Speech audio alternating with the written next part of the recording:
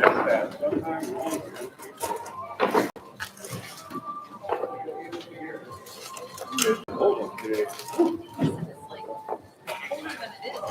it feels like a much more than it is.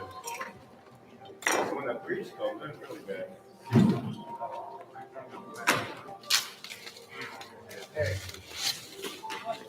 Big night, do we have? So we get the word from it.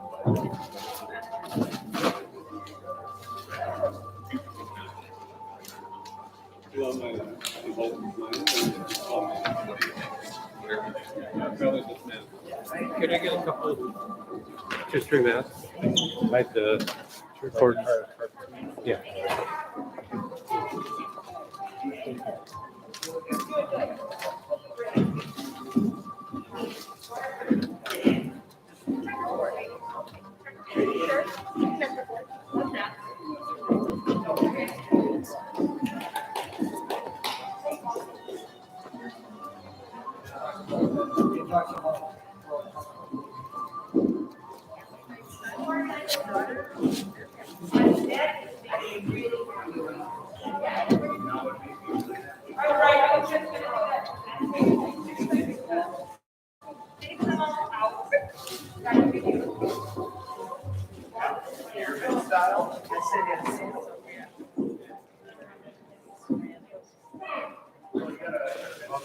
No, are you sure?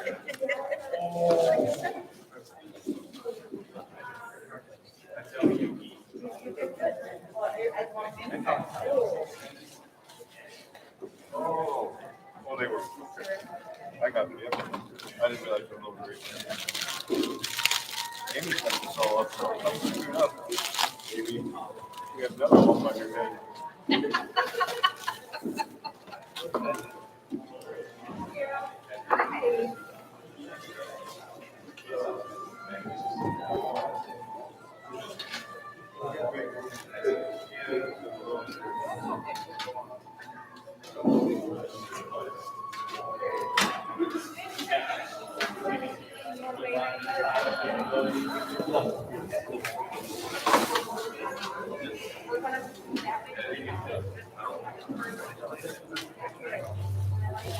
So for planes, guys, do we have a plane on out? That works for me. All right.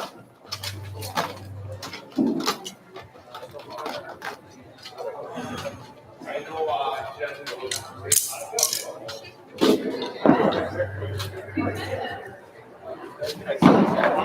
I thought for sure. One gone. We have to.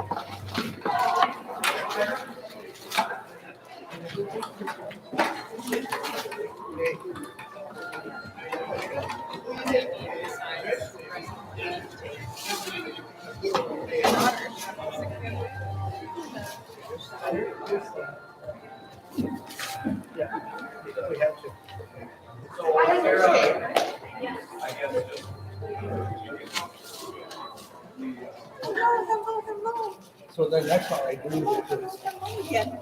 That's how I do it.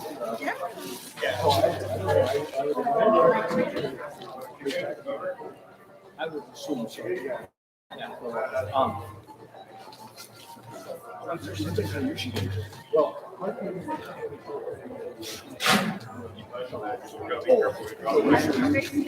you didn't pick up enough of that. No, not yet. Absolutely, because we went to Robert, and on lack of don't test me.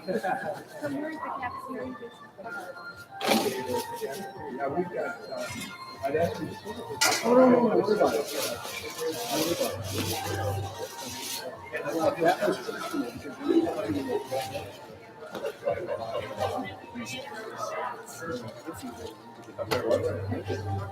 I did not figure out I should. Always, but I did. The name sounds familiar. Did you best you can.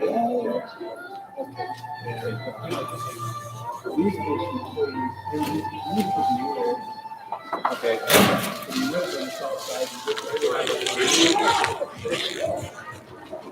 Okay.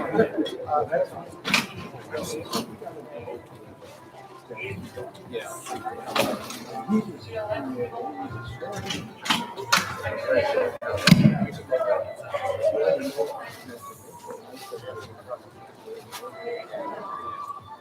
Now, my daughter was supposed to be Christmas, and she is I'm trying to figure it out.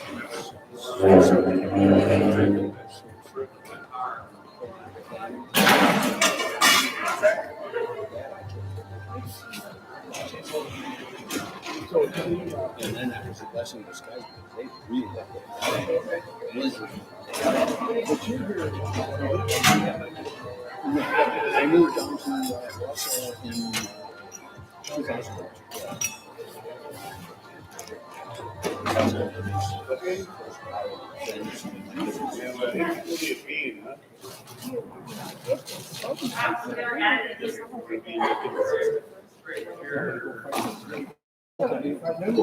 Okay, so absolutely, because you got to give me your address. Well, the band, it's a little worse. It's like you're in Wausau.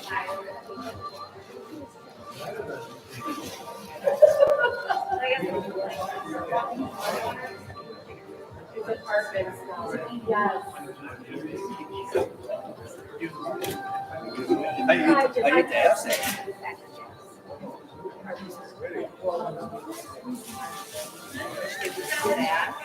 kids did this right, but they did it for me by you. Okay.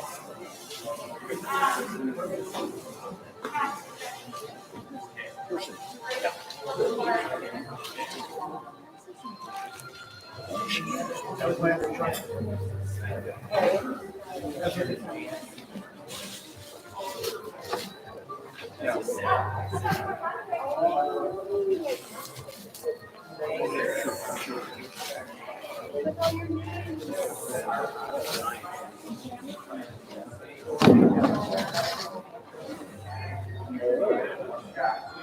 As a no kidding, doing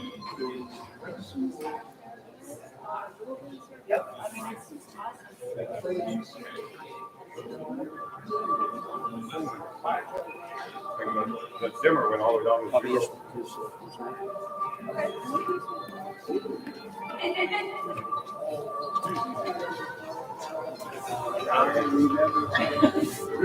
Amy makes this look like child's play.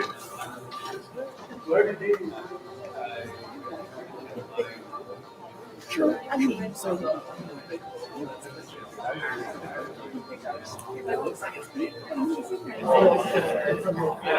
nobody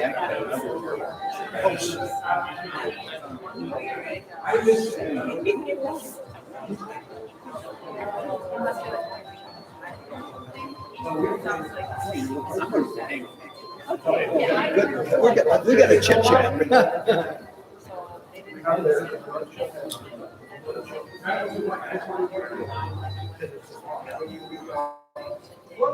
Yeah, they don't. Yeah, they're going to go out. It was really fun.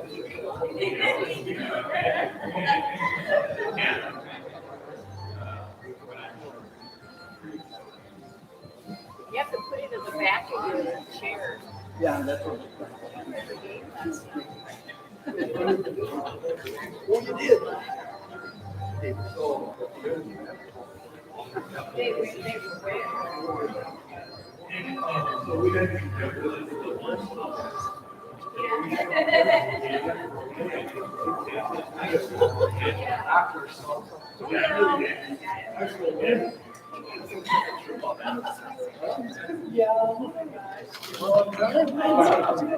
Oh, I did.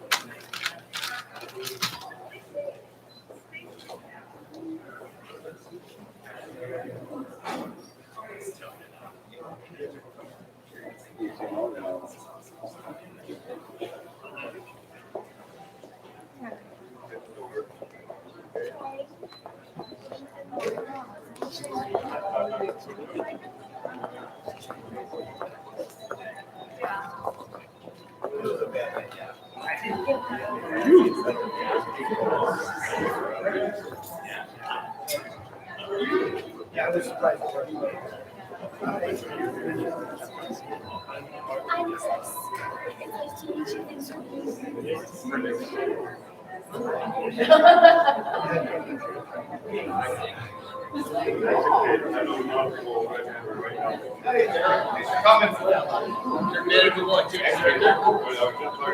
Okay. I know like 5 or 6 people had coronavirus right now. And I was supposed to go to a party that they were all at. But that was a good guy. So I didn't go.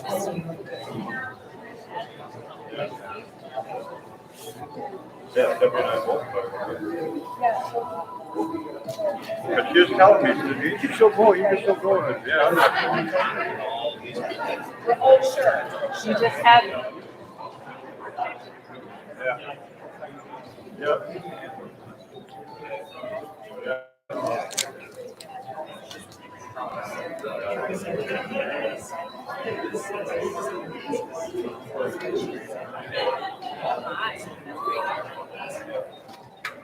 And I know 2 of them were good.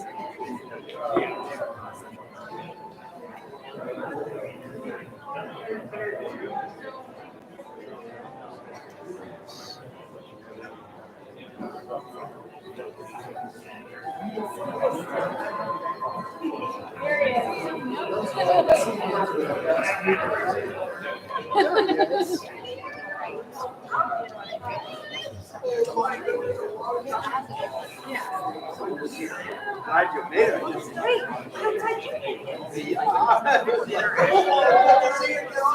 Oh, my gracious.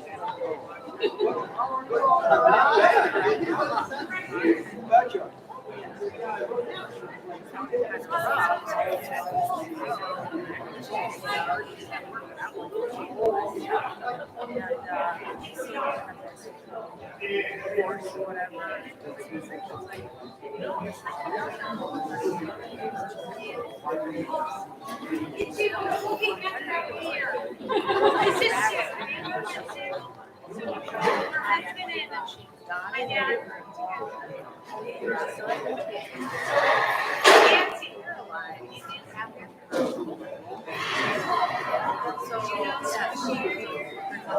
You're on lookout.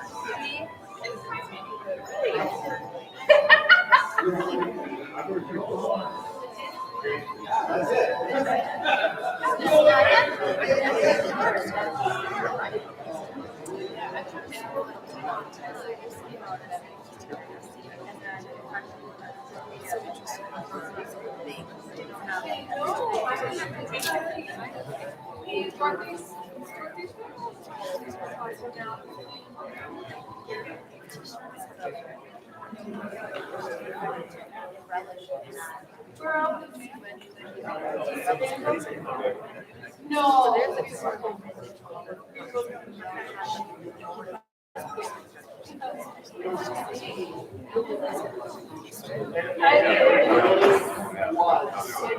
Yeah. It's funny to just say, a race.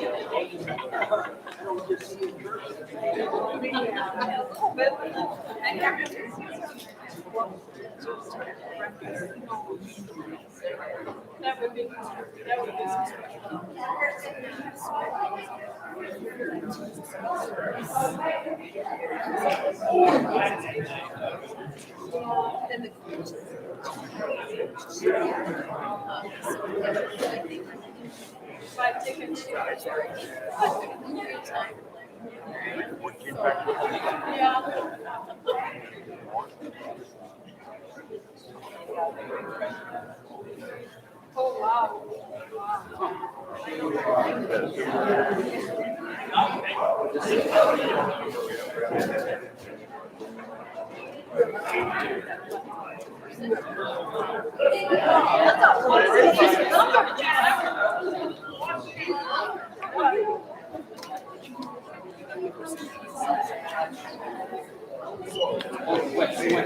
I know we went down.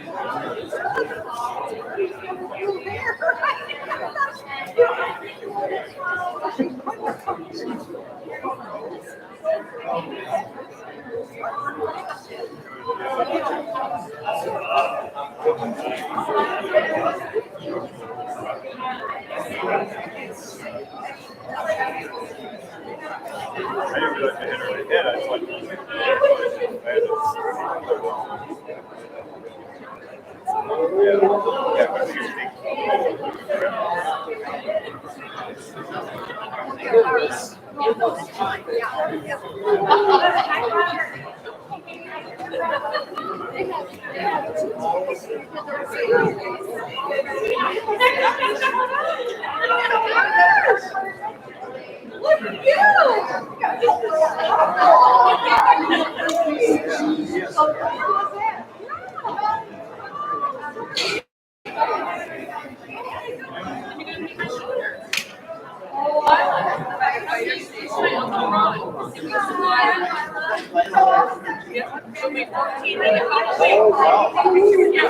We gotta get a picture.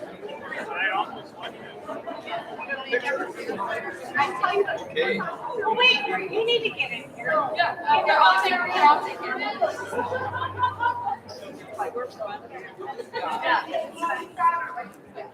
Tommy, come here. Tommy, here. Guys, over here.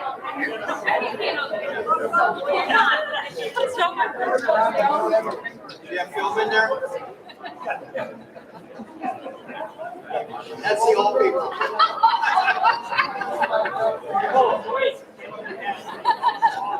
It's shiny. You're gonna glitter.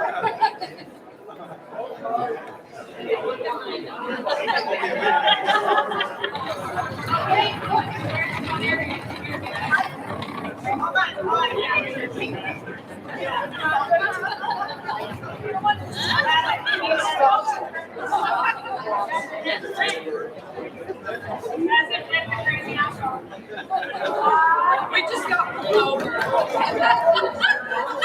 It's hilarious. You know the funny thing. Hey, you gotta come over. Look who's here.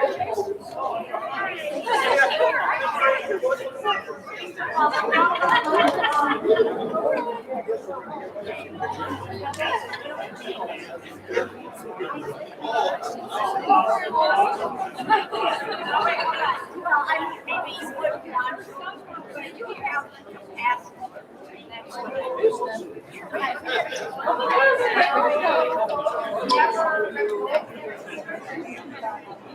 You got one that they gave us from your team.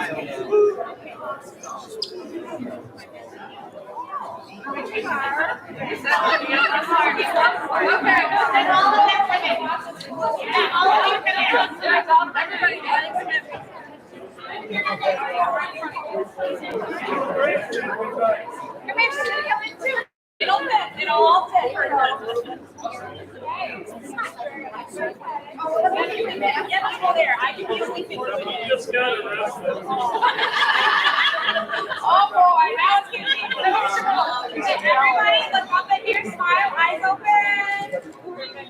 Hey, you want to hear the story?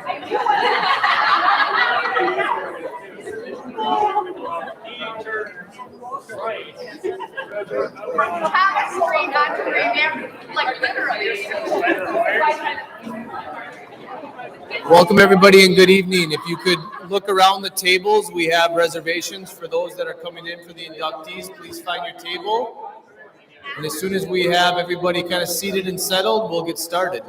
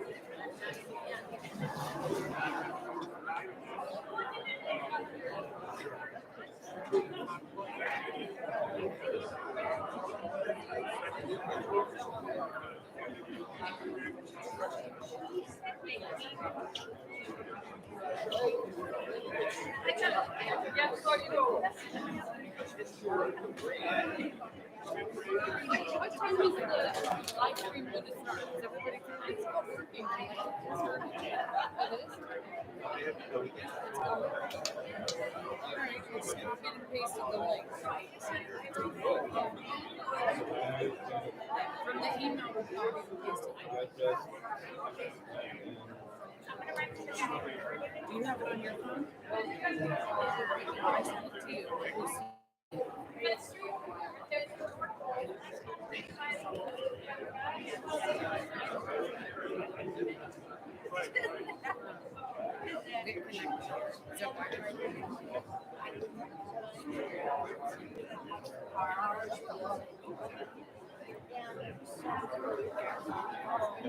Okay.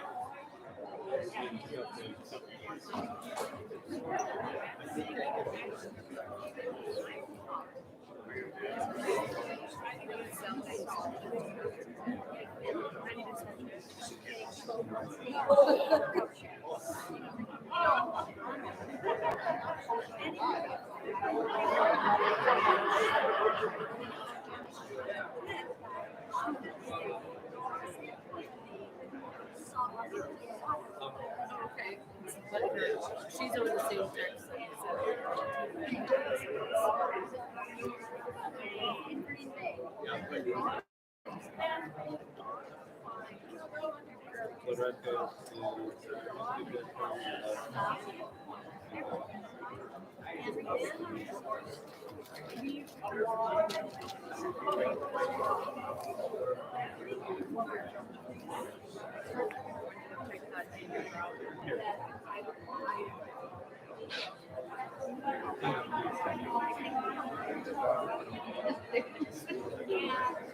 We're from Oregon, so I have a lot of family watching it. I didn't. That would be a encrypted.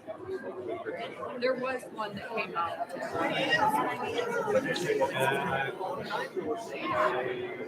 I was just gonna say, don't hesitate to say something. Absolutely. Yeah, we were all like, not that we don't enjoy it. We were like, You said it wrong quite well. and it was nice. And we were like, this is as exciting as it gets. We talked about percentages. I had to go out. Go back home.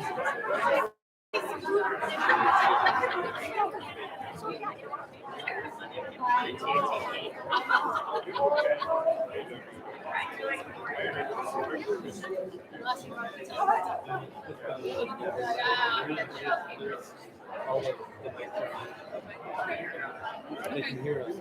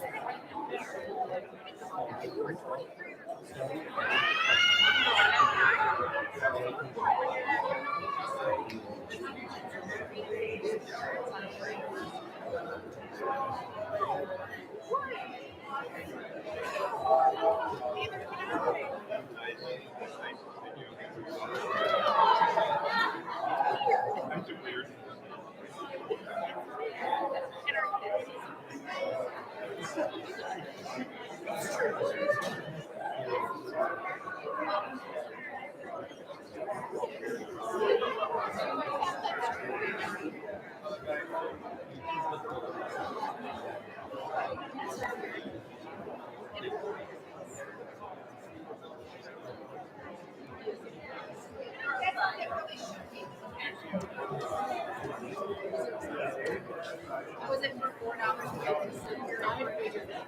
I saw it.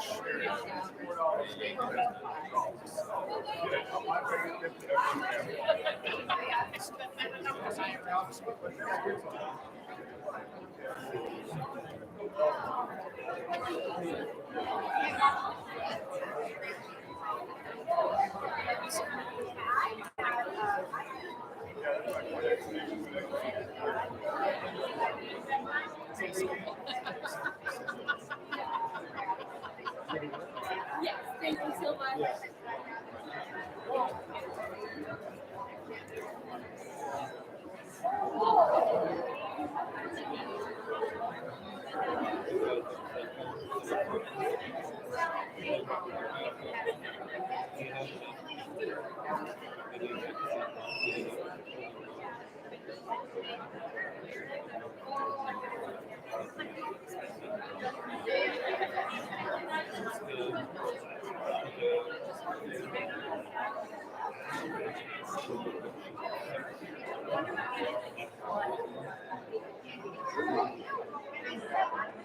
Am I gonna be able to grab my phone back here?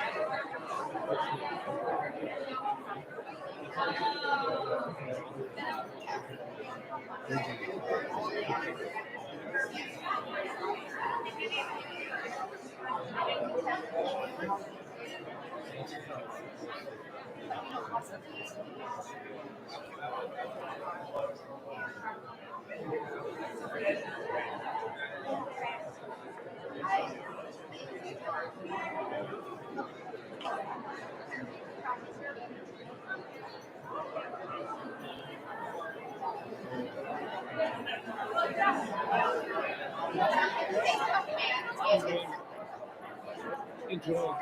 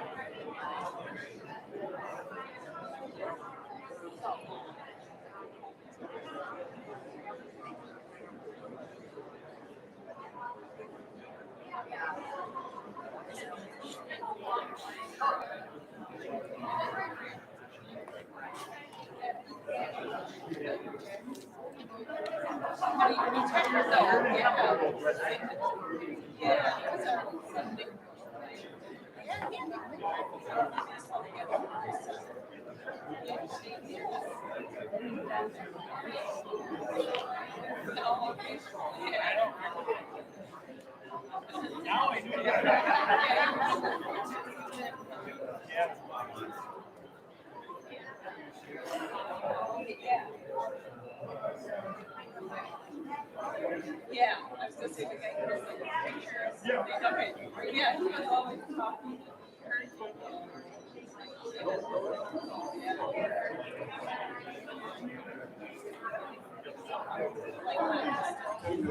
All right, good evening, folks. We're going to get started in about 2 minutes here, so please find your seats and we'll get this ceremony underway. Thank you all for coming tonight.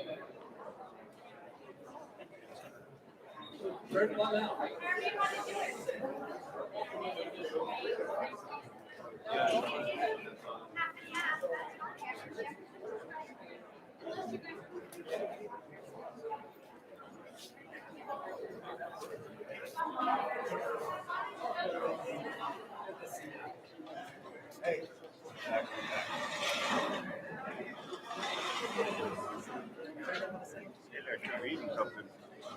My breakfast. I have. I'm gonna go get closer. I'll see you there. Oh, nice.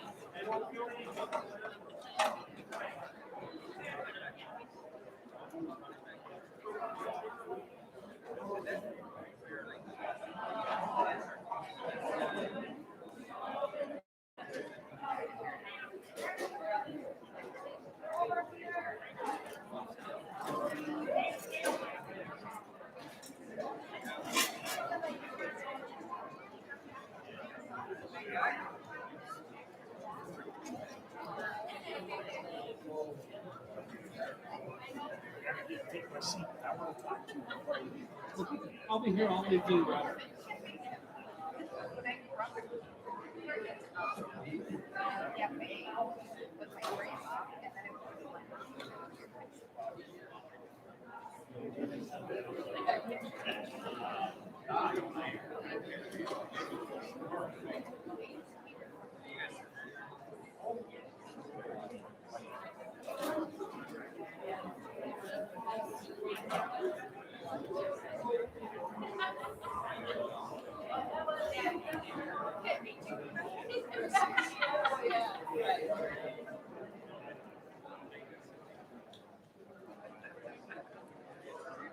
Welcome, everybody. If we can, we'll get started with the ceremony, if we could. First and foremost, I want to extend a hearty lumberjack welcome to everybody that's here tonight, both in person. Thank you for being here, and also through streaming for those folks that are home who are joining us that direction. My name is Cale Bushman, and I'm honored and privileged to be the principal here at Wausau East High School. One of the things, as I'm really looking forward tonight, is the idea of taking a pause to reflect on the storied tradition that is Wausau athletics and extracurricular activities, but more importantly, to hear the individual stories and the imprint that you as individuals have had on that tradition. It will be exciting. As we begin, I'd also like to give a heartfelt thanks to Kurt Vandenhoevel. Kurt is our athletic director. This is his first year as an athletic director, his first experience. So if you know the world of athletic director, it is a hectic, crazy year.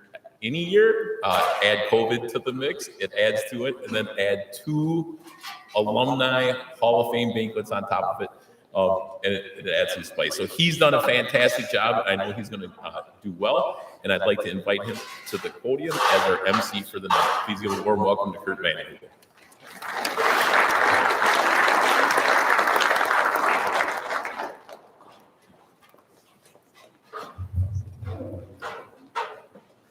Good evening and welcome to Wausau East High School Athletic Hall of Fame Banquet, home of the Lumberjacks. I'm Kurt Vandenhoevel, the Athletic and Activities Director here at East. I want to thank all of you for joining us on this very special occasion. A special thank you goes out to all of those that have traveled from far distances to be here for this wonderful night. I also want to thank we have the opportunity to be in good company of many wonderful people who share the same strong values built by dedication to their sport, their teams, their coaches, their athletics, and the Wausau East community.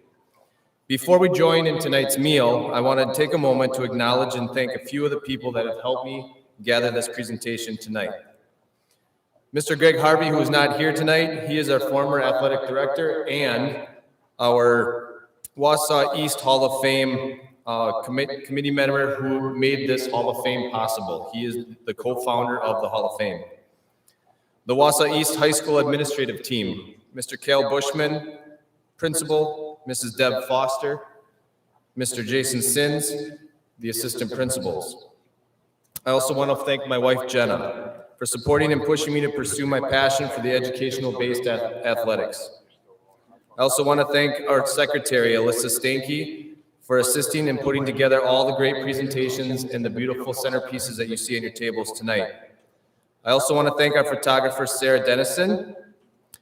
Also, you will see we have some students here in the building, the cheer team, who will be helping work the front door and providing tours along with attending your tables tonight.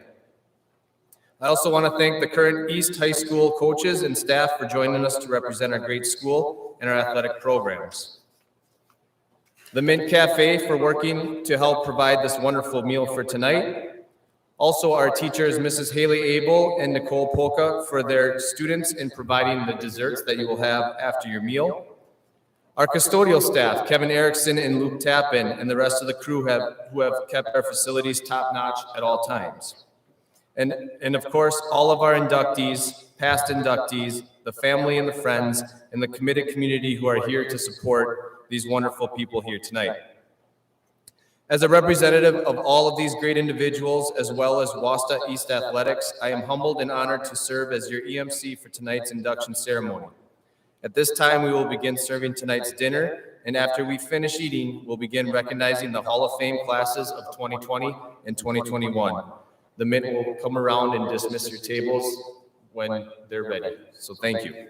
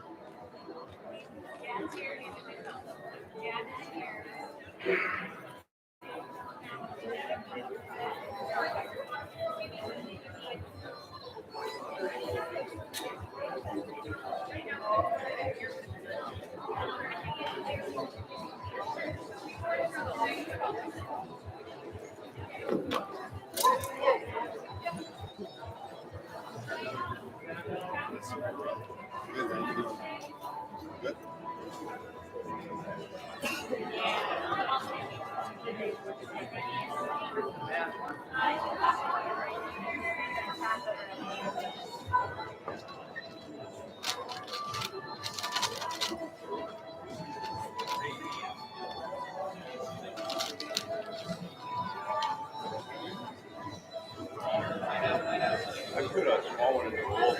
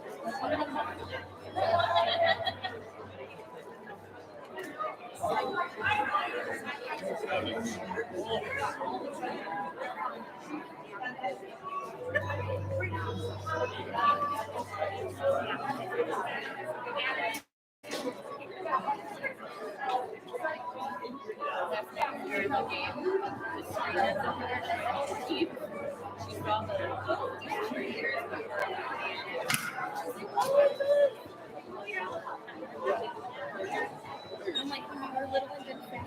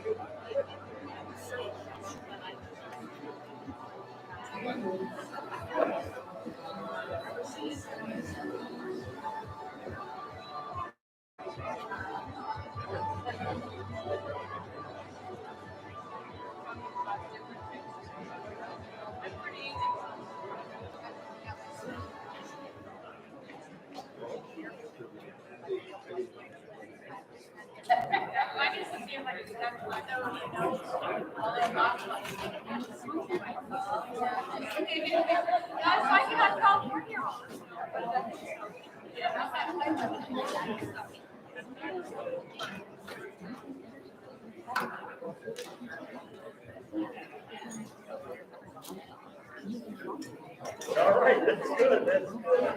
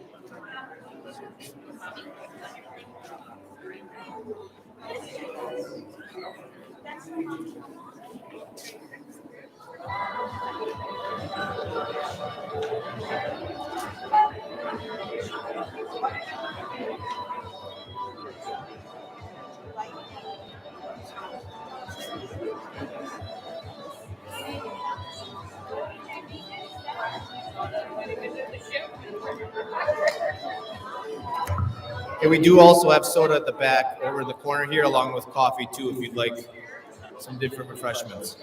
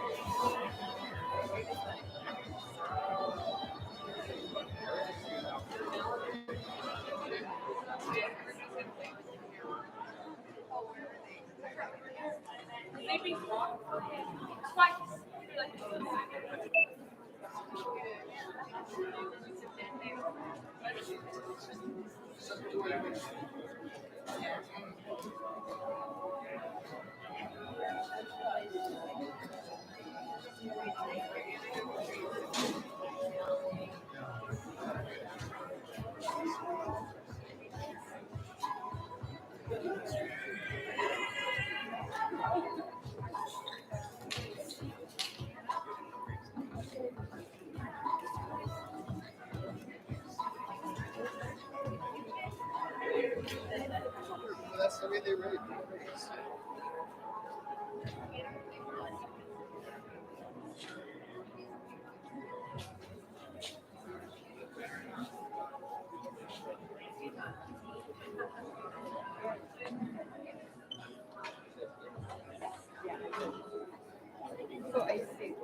Oh, you did? Yeah.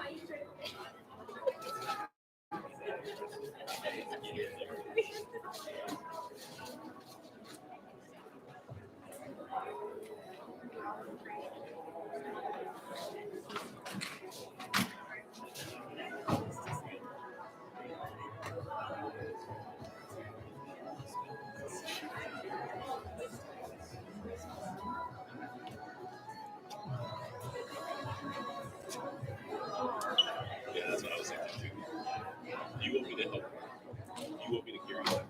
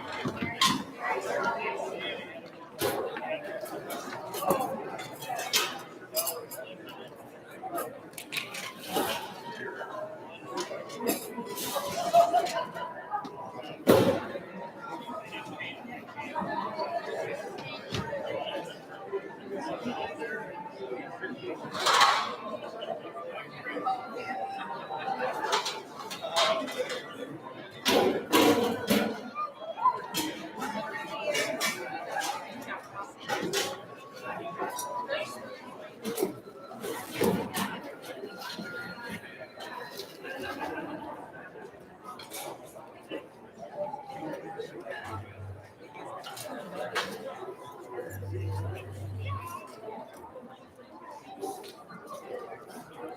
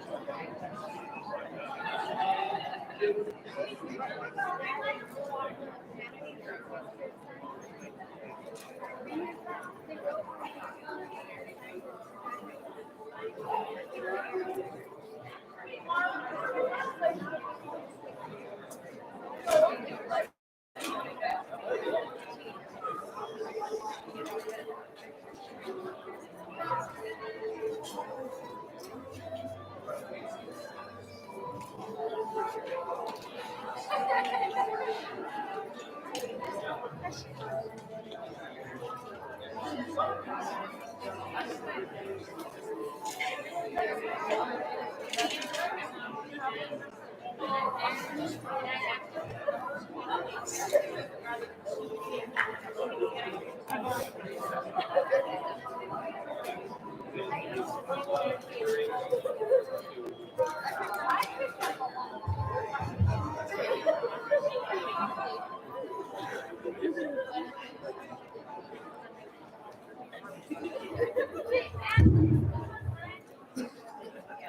One that was ready. Did you finish that? No. That was nice.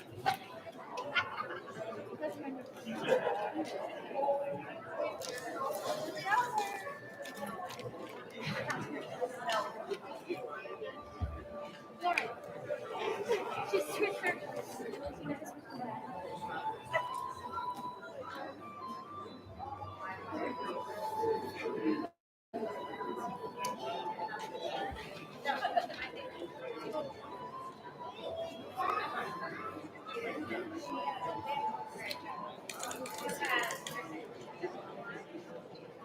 Pretty much settled up. Go time. Good to go. Sure. Are they doing this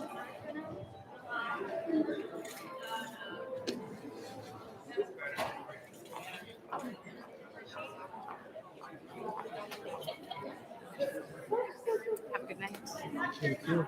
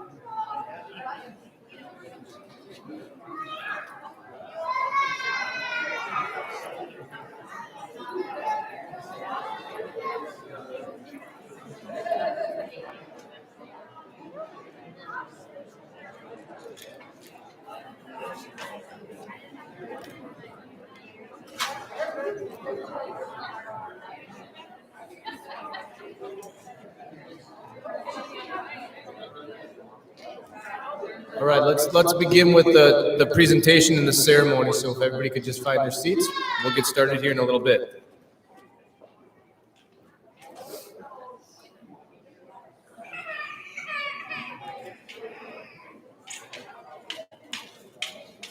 As we get set to begin our presentation, I want to thank all of those that came out and helped provide that wonderful meal. So thank you all. And then also, thank you. Let's give a round of applause for the dessert. That was delicious as well.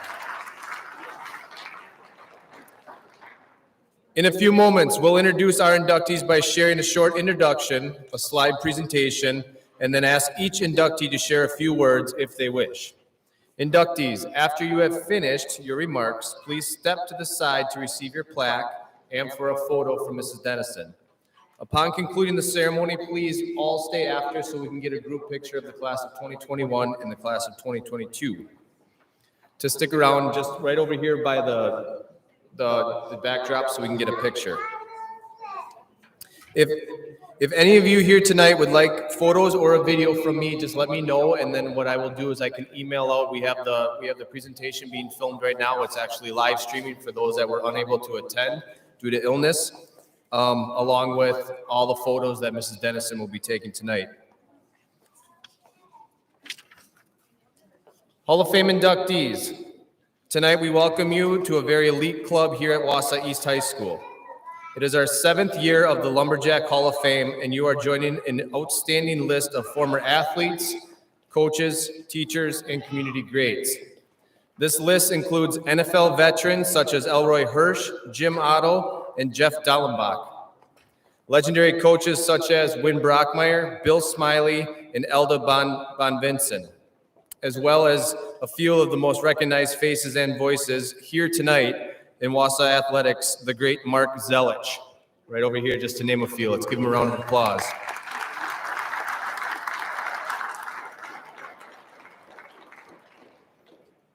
Hall of Fame class of 2020 and 2021 inductees, Congratulations. Tonight, we'll forever recognize you as one of the elite lumberjack legends.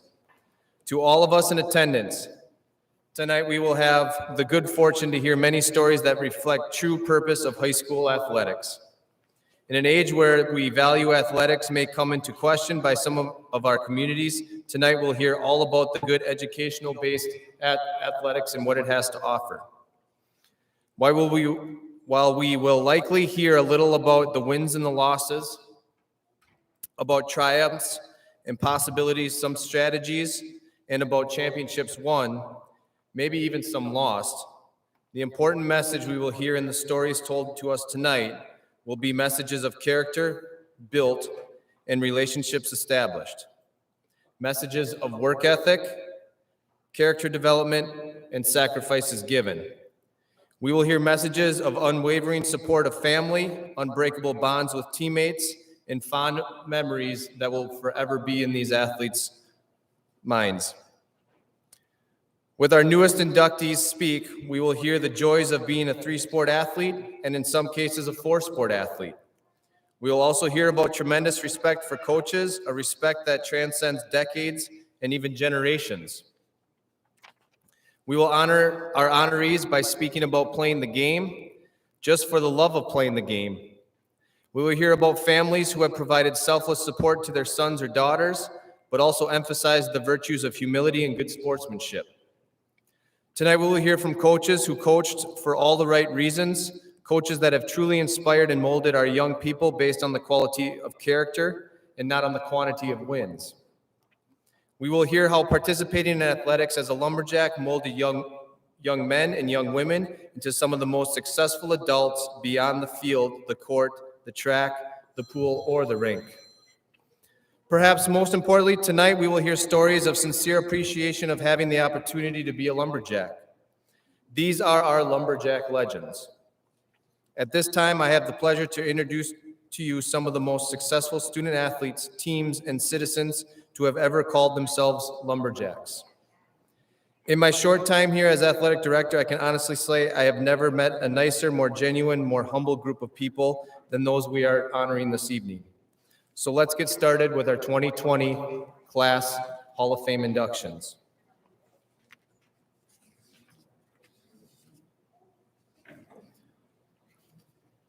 Starting with Mr. Anthony Eicher. It is funny how we as kids, when we make our minds up on something, that's about it. That is what the mindset was for Anthony Eicher when it came to golf. It was his goal to win the WIAA state tournament ever since he was 12 years old. From that moment on, Anthony made up the decision to spend many summers hitting balls on the range at the Wausau Country Club. Even as the winter winds blew and came and the courses were closed, you would find Anthony hitting balls at the Dome in Schofield in order to achieve that goal. Anthony's story is amazing, and to help me tell this story of triumph and overcoming adversity, we have our current and former, or our Anthony's coach at the time and now our current coach, Mr. Buck Wells. Come on up, Buck.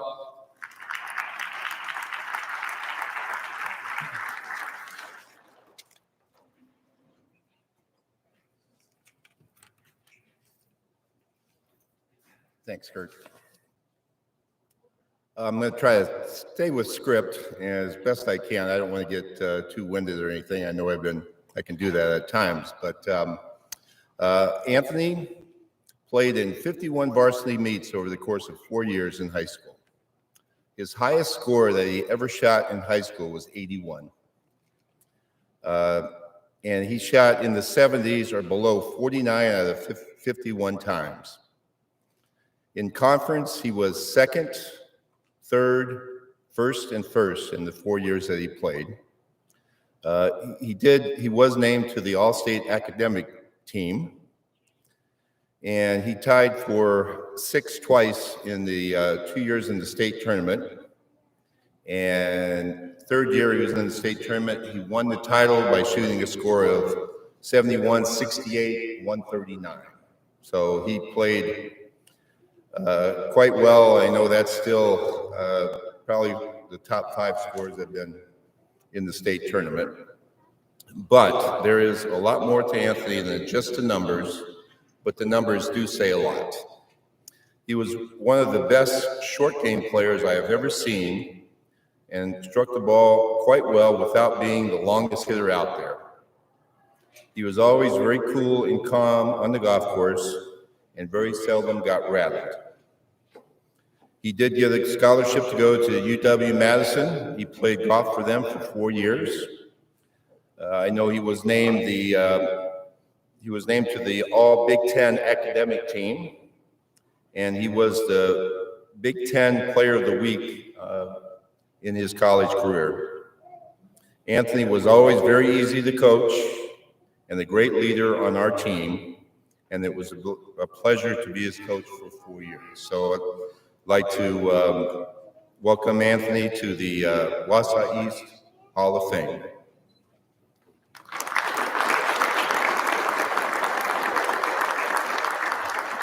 Thanks, Coach, and let's give a warm welcome to our 2009 WIAA State Golf Champion, Anthony Eicher.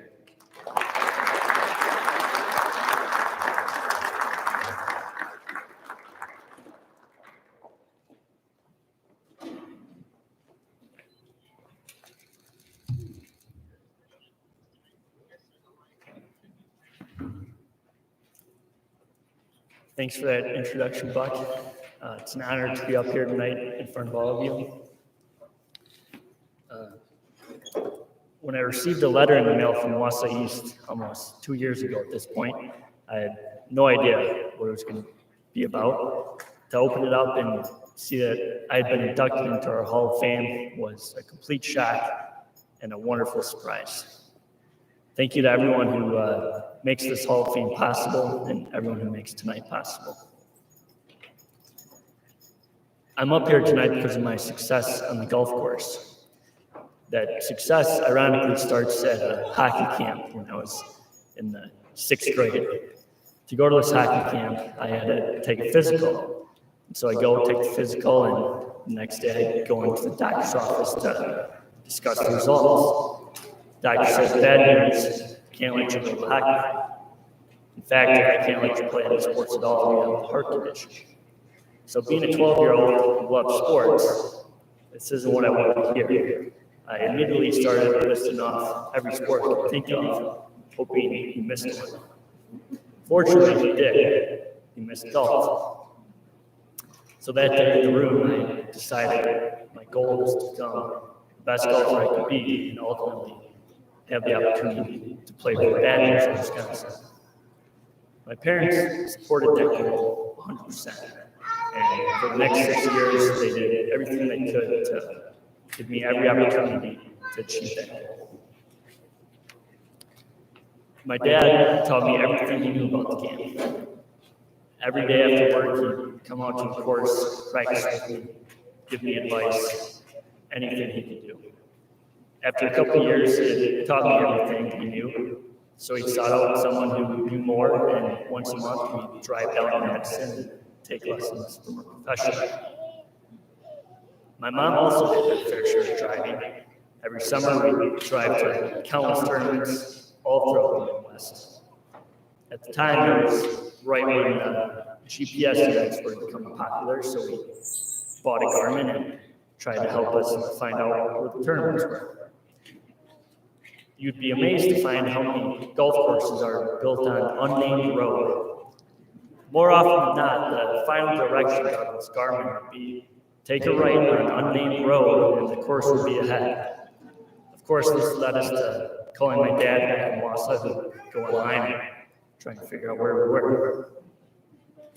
My mom always got us to the tournaments on time. She made sure I had everything I needed. Snacks in my bag, rain gear when it was going to rain. But most importantly, she made sure I always had the attitude to play my absolute best every time I teed it up. So thank you both. Finally, the biggest reason I'm here tonight is because of the state tournament I won my senior year. I qualified for the tournament 2 previous times, but my senior year, we had our best team, and we had the opportunity to qualify as a team. At the qualifying tournament sectionals, the top 2 teams qualified for state. After all our scores came in, we were the second team. But there was one team still out on the course, Wausau West, and sure enough, after their scores came in, we ended up tied. We would have a one-hole playoff to determine what team went to state. All 10 players played the same hole, same time. After 9 balls had been putted out, there was 1 ball left. It was our ball. It was the freshman on our team, Trevor. He had a 4-foot putt to send us to state. Alex stepped up and he made that putt, and we went to state. The next week at state, after the first round, I held the lead with a 70-1. Now, the previous 2 years, I would have had dinner with my parents, gone back to my hotel room, and spent the next 12 hours being stressed about potentially winning the tournament I'd spent countless hours practicing for. Because my team was there, I instead spent the entire night in the hallways playing mini golf, trying to evade the noise complaints we got. So thank you, Alex, for making that fun. Thank you again for everyone who made tonight possible, and congratulations to all the other inductees.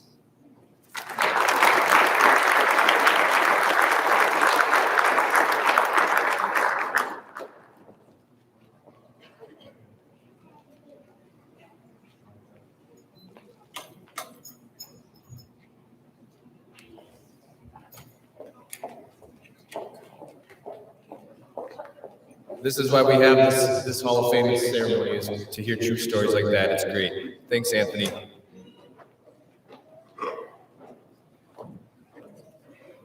Our next inductees are not able to be here tonight, so I will accept the award on their behalf.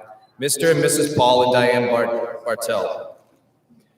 As Brad and Bruce Bartel were heavily involved in sports from a young age, their parents, Paul and Diane Bartel, became used to following 2 of them in their sporting endeavors. Along the way, they quite naturally met and became friends with other parents in the same spirit. Some of you kind of know what that's all about. You kind of meet and greet all your family by the involvement of sports. Part of that support was the Wausau East High School sports spilled over into a solid core of parents who would follow the team on road games, even through being in the Big Rivers Conference, as we know it's a lot of travel. That would be traveling to La Crosse, Eau Claire, and the Chippewa Valley. The fellowship among that group of parents and supporters led to a meeting in the Bartel's backyard in the summer of 1969, or it was 1970, somewhere around there. Brad and Bruce remember their father sitting in his basement office working on the different iterations of the spelling of the word "back your jabs." Also, out of that initial meeting came the idea of having the boosters rent buses to follow the team on away games, and on the idea of starting a fund for a Back Your Jacks scholarship for athletes. Through working concession stands, having parent representatives, and attending monthly meetings, and funding availability to coaches through their community foundation grant, the Back Your Jacks has given more than $250,000 to our athletes and programs and funding them. Both Paul and Diane Bartel have passed on now, but if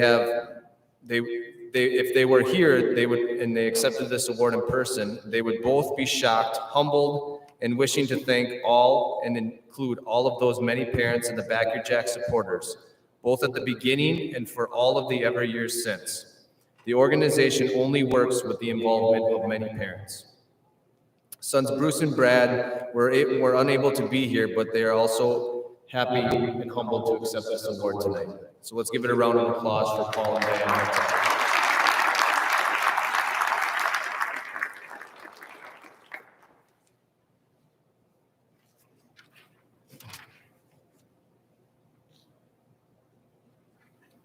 Our next inductee, Mr. Justin Oswald. Justin, at the early age of 1st grade, had the perfect aggressional motor that was fit for a wrestler. This 1994 189-pound wrestler did not win the state championship, become a 2-time WVC champion, and earned 6 varsity letters by accident. It has been a goal of his since the start. Justin, in his time here at East, built a calm, cool, and collective type personality that stayed consistent. And by consistent, I meant consistently winning. There were 2 things that Justin did not tolerate in wrestling, and that was being taken down and being on his stomach for more than 5 seconds. Coach Yeager's not here tonight due to illness, but I would like to hear some of the stories of triumph from Justin himself, along with maybe sharing his fire alarm story during a wrestling match. So let's welcome up Justin Oswald.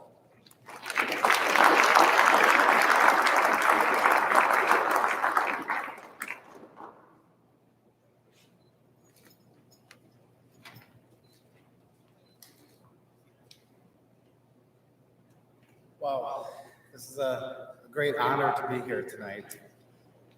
So many ideas are going through my head, and honestly, I didn't really know what to talk about tonight, so I appreciate the tip-off about the fire alarm story.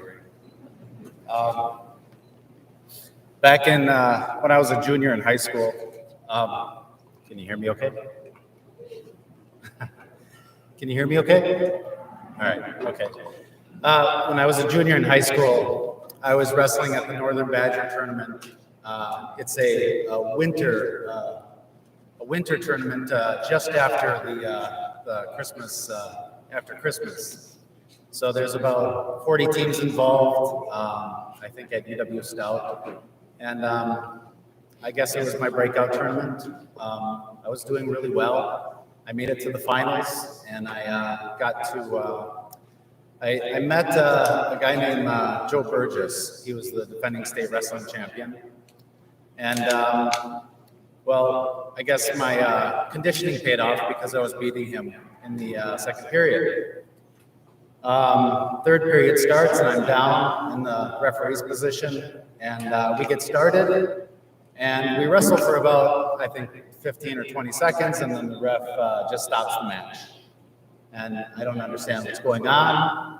But then I start to hear the announcers through the PA system, and he asks, everybody, ladies and gentlemen, please clear the mats. So we went outside. It was a fire alarm. So you'd think that a wrestler who had a fireman as a coach could handle this, but actually, Ray Yeager, who's ill tonight, he was my friend, and at the time he was a volunteer who came to work out with me every single day. So we went out into the parking lot for 25 minutes. The state wrestling champion who I was wrestling against got his wind back. I guess got angry. So after 25 minutes, we restarted the match. I got my escape, and I was winning, I think, 6-7. So the funny part about this match was that from first grade on, my coaches told me to go, go, go, never quit. So for 2 minutes, I was trying to take him down, even though I had the lead. And my coaches are yelling at me to stall, and I didn't hear them. Usually I hear Ray, but I didn't hear anything. So for 2 minutes, we're fighting like cats back and forth, but finally he got the takedown with 7 seconds left. So it's interesting because I think a lot of people here will remember their losses. So I remember all 15 of mine. I don't remember all of the wins, but it's the losses that I think make us stronger. So I appreciate them as much as the victories. And I'd just like to say thank you to the Wausau East High School, all the teachers, all the administrators, all the coaches I ever had. I mean, there's a lot of them. I'd like to thank my family, because without this whole community, wrestling wouldn't have been possible for me.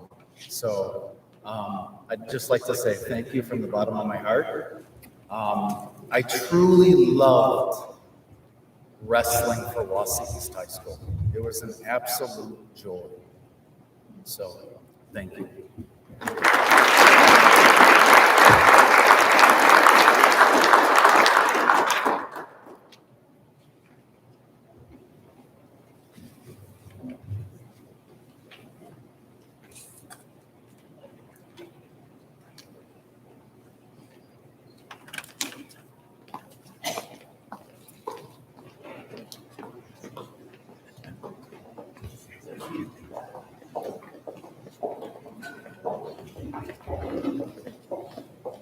That's Justin Oswald. He was the 189-pound state champion.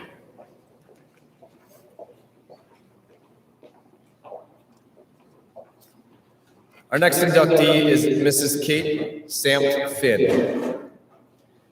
Kate Finn, class of 2008, was an outstanding three-sport athlete at East. Kate competed in cross country, where she was a 4-year letter winner, a 3-time first-team all-conference performer, and the sportsmanship award winner. In track and field, she won multiple conference titles, 10 titles, and 2 runner-ups in the 800 to her teammate Jamie Dittmar over the last 2 years alone, and qualified for the state meet as a sophomore, junior, and senior. To help introduce Kate on a more personal level is her head coach and still our current cross-country and girls track coach, Coach Tim Olson.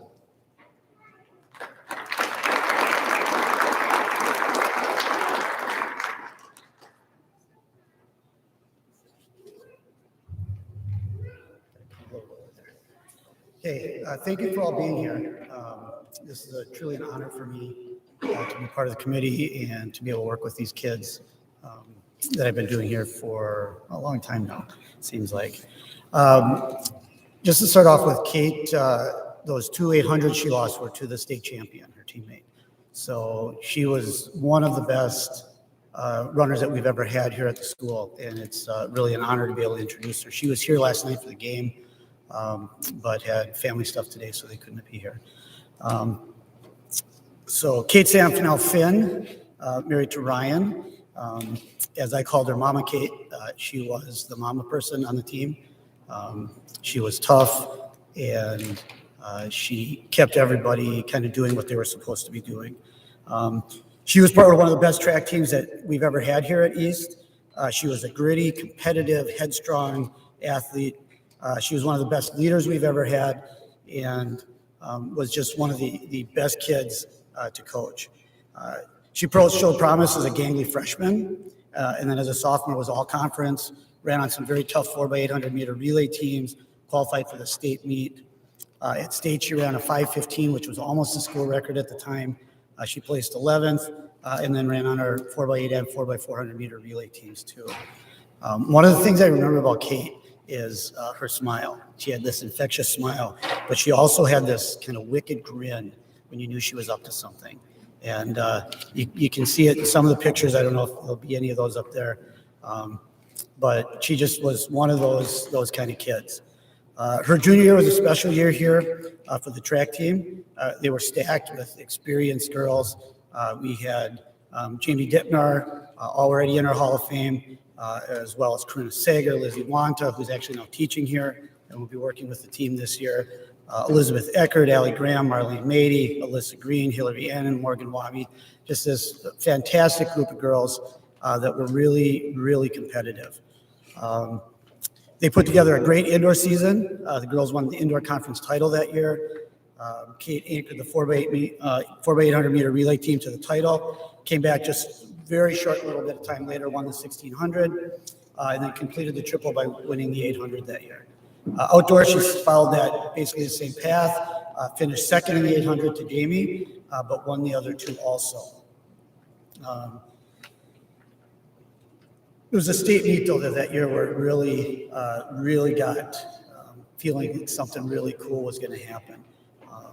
We had a number of different athletes there, and the girls were just in this really, really fun place where there was a lot of energy. Our coaching staff was really fired up for it, and it just seemed like it was going to be pretty special. She was the number 2 seed in the 1600. She had run a season and lifetime best at the sectional meet, finished second right behind a girl from Hudson, and they were seeded 1 and 2 going into the meet. Before the race, I asked her, so I said, what's your goal here? And she's like, I'm going to win. Not, I want to win. I'm going to try to win. I'm going to win. So that was awesome. And so I'm like, all right, so you know what you got to do. And at the state meet, there are 2 heats. And the slower heat runs first, and then the faster heat runs second. And in that slower heat, a girl that maybe had a bad race at the sectionals or had bad weather at the sectionals ran 4:56, which was 9 seconds, or 4:57, which was 8 seconds faster than Kate had ever run. And I'm like, I can't tell her. She's marshaled down and I can't get to her. I can't let her know. So I'm looking around and I see her standing at the top of the straightaway, looking at the time on the scoreboard with her hands on her hips, with that look on her face, like, okay, she is. So the race goes out, and I took splits on the first race, so I knew what was going on, and they go out, and she's buried in a pack, and they're a second behind at the quarter. They're still a second behind that time at the half. They're still a second behind with the lap to go, and she's still buried in that pack. And they get onto the backstretch, and a little hole opens up, and she just explodes out and runs 33 seconds for the last 200, which maybe doesn't mean a lot to a lot of people, but if you do some math, that's really fast at that point in the race. And she ran 3:56, won by a second, and won the state title in just incredible fashion. And that was really what kind of sparked our meet. The girls went on to win the 4x800 meter relay with our teammate Jamie anchoring it to the title. They had the fastest time in the 4x4 going into the finals. And we were sitting in place to get a trophy for the meet. Everything was going really well. In the 4x400 meter relay, our leadoff girl, she got a little bit of bad advice from her coach, and the leg didn't turn out the way it should have, and it put us into a hole. And they had to play chase the rest of the game, the rest of the race. And we came within 1/100th of a second of winning. We ran the second fastest time in school history. And they missed that state trophy by 1 point to the team that beat us in that relay by 1/100th of a second. But that was the most fun and the most competitive and just the coolest group of kids that we've ever had at the state track meet in that group. After the meet, usually we would be rushing to get home and pack up and get out of the. We were in the stadium, like they were shutting the lights off, I think, before we left, because those kids just wanted to be there and experience what they had had. That was just a really cool experience for her. Kate set the school record in the mile, which still stands. They set the school record in the 4x8, which still stands. In fact, when they ran that, it was the third fastest time in the state history. Today, it's still one of the fastest times out there. For Kate, she wasn't done. She was a junior. Most of those other kids were seniors. Her senior year, she followed a very similar path, had a lot of success, qualified for state in both the 800 and the 1600, as well as the 4x8. In fact, one of her teammates on that 4x8 is here today, and we'll talk about her later. Kate ran the 4x8. She was anchoring. She was in a really good position, and then just didn't finish. And it just didn't seem right. Like something was wrong. And she had said she wasn't feeling good going into that, but she thought she'd be okay. Turns out she wasn't. She was really sick. She ran the mile a little bit later and did not finish real well. The winning time was 10 seconds slower than she had run the year before, so if she had been healthy, I'm pretty sure we would have won the 4x8, and she would have won the 1600 also. And then she ended up in the medical room under the stadium after that, and then was not able to run the 800. So her senior year ended a little bit short of where it could have been, but she could have been a 6-time state champion had she not gotten sick right before the state meet. She went on to run at Madison, and then she had a year of eligibility left in grad school, so she finished up her career at Mankato State and had a lot of fun. I think that was maybe her most fun year in college, was that last year when she wasn't really worried about it. And she had a great year at Mankato State. Today, she has earned her PhD in counseling psychology, and she's working as a doctor at a hospital in the Twin Cities area. And doing very well, expecting her first child in a couple of months. And is just a wonderful, wonderful person to have been able to work with.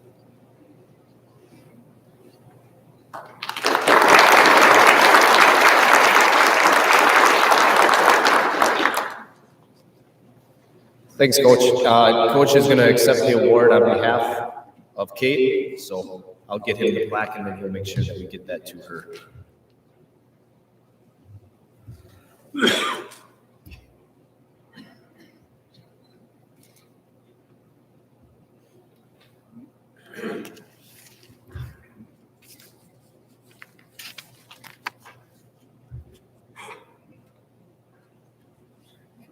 Staying with the running note, we have the 1956 and 57 back-to-back state cross-country champions.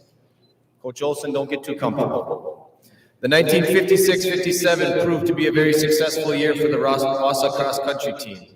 Their accomplishments included wins over Everest, Shawano, and Eau Claire twice to run their undefeated dual meet victory string to 36 victories. They won the first annual Wausau Invitational meet, which I think now has become the Bill Smiley Invitational. Repeating as winners in the Midwest Invitational at Janesville, the cross-country squad climaxed by winning the Wisconsin State cross-country title for the second straight year. To highlight more of these athletes and their accomplishments, let's welcome Coach Olson back up to stage.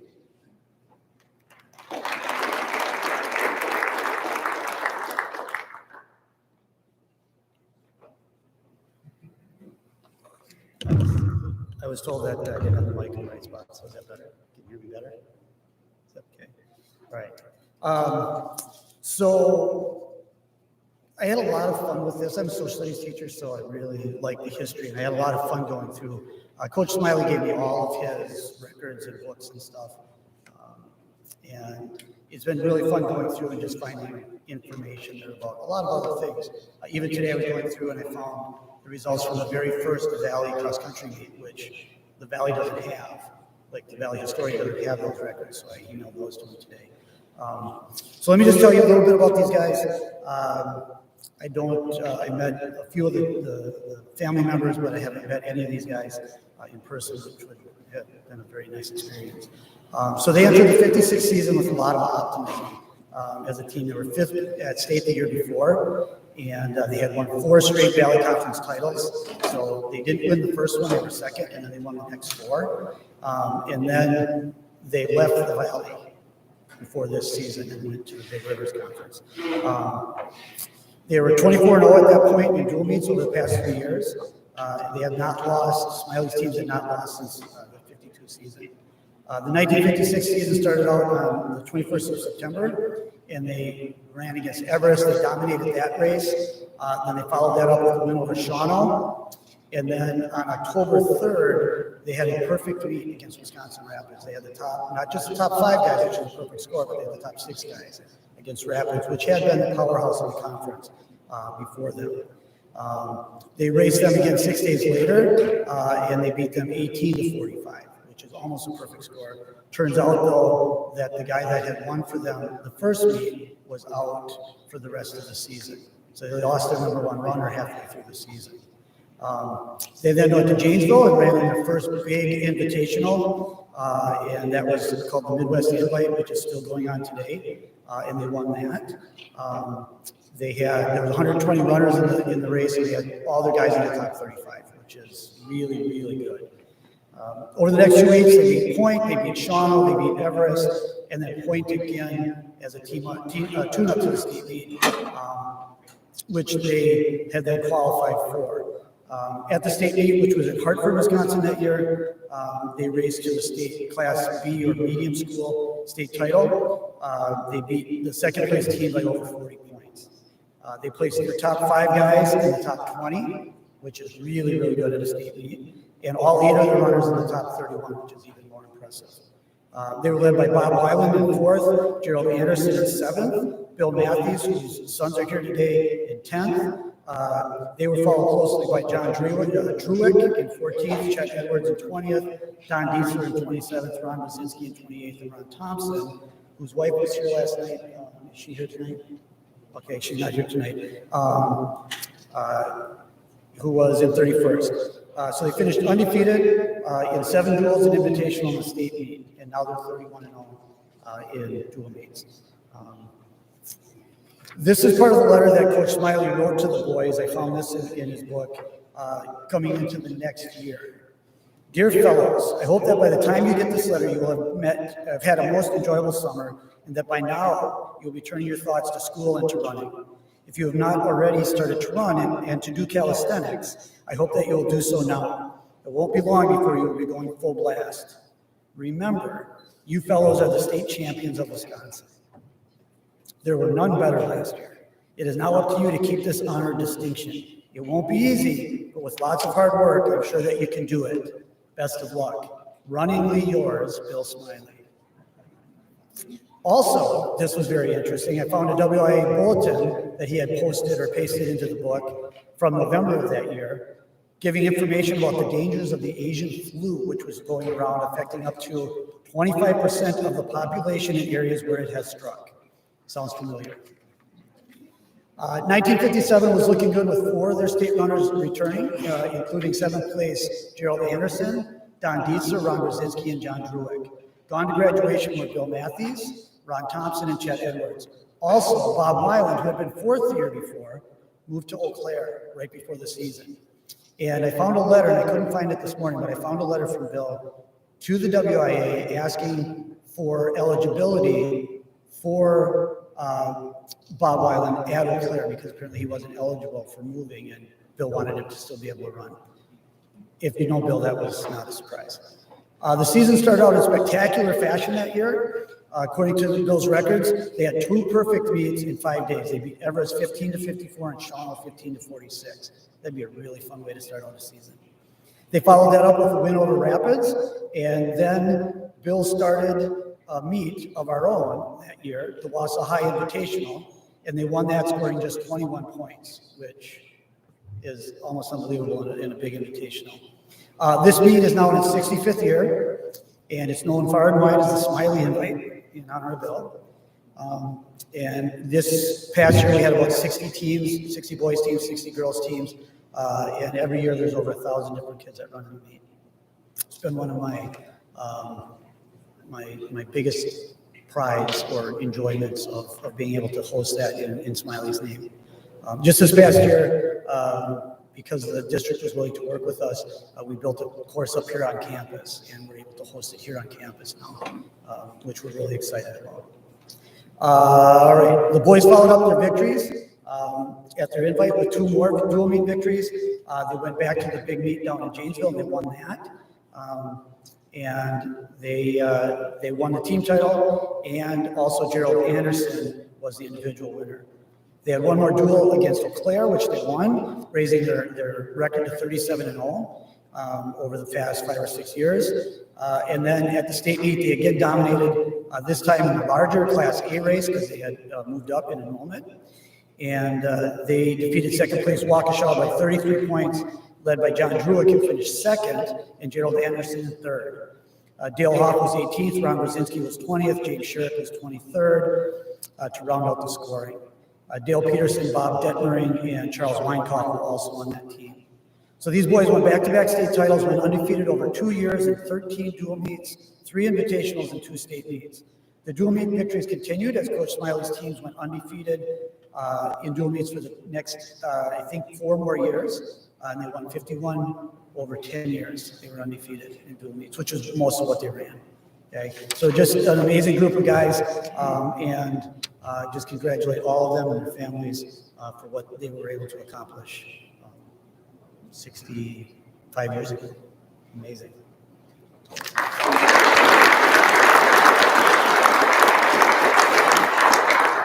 And like Coach said, as some of these athletes have passed away, the rest were unable to attend. We do have Blake and Mike Matthews here, son of Bill Matthews.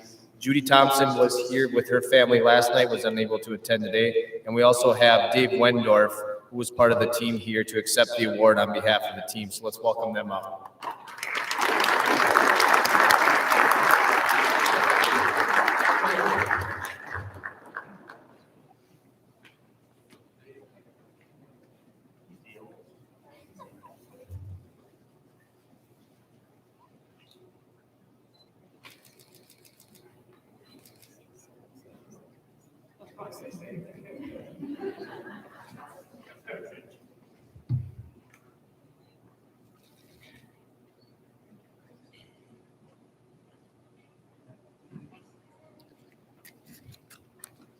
Thanks again, and let's welcome along all of the other people who were part of this team. That's Chet Edwards, Dale Hoff, Bob Detmering, Gerald Anderson, Ron Brzezinski, Don Dietzler, John Druick, Bob Weiland, and James Cherrick for the 1956-57 cross-country champs. Let's give them a round of applause.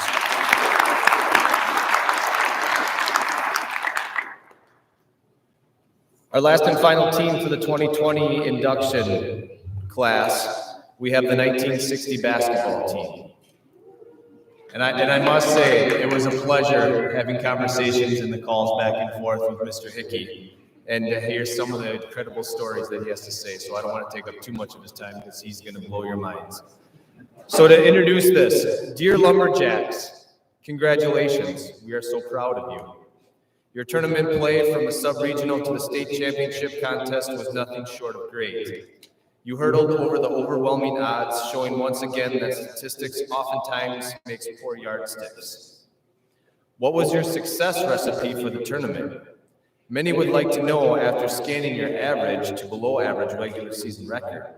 Yours truly, Ben Lewis, the sports editor back from 1960.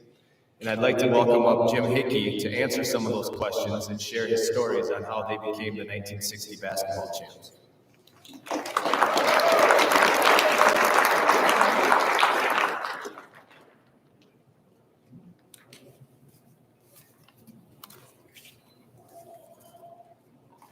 Thanks, Kurt. It's been a privilege and it's an honor to stand up here tonight. And when they asked me to represent the 1960 Wausau High School basketball team, I told this to a few of my younger friends, and I stress younger. I told them I was going to be here and had asked to talk, and they asked if I was going to demonstrate my two-handed set shot and my underhanded free throws. And I looked at them and I said, those were back in the 30s. I'm not that old. But anyhow, yeah, as Kurt said, we had a phenomenal season. Probably many of you have seen or heard of the historic film out there about a small town in Indiana that went on in the early 1960s to win the Indiana State basketball tournament. The film was called The Hoosiers, still around, still played on Netflix and things like that. Well, our team was the Wisconsin version of the Hoosiers. We ended our regular season with 9 wins and 9 losses. That was 9 losses. And Justin, you're absolutely right. We learned from our losses. Where's Justin back there? We learned from every one of them. Anyhow, that was 62 years ago. Seems like just yesterday. But a lot of water has gone under the bridge. And unfortunately, our 2 coaches, Marshall Taylor and Jack Terrazzani, who, by the way, are both in the Hall of Fame, and 7 of our teammates out of the 12 have passed away in those years. There are only 5 of us left.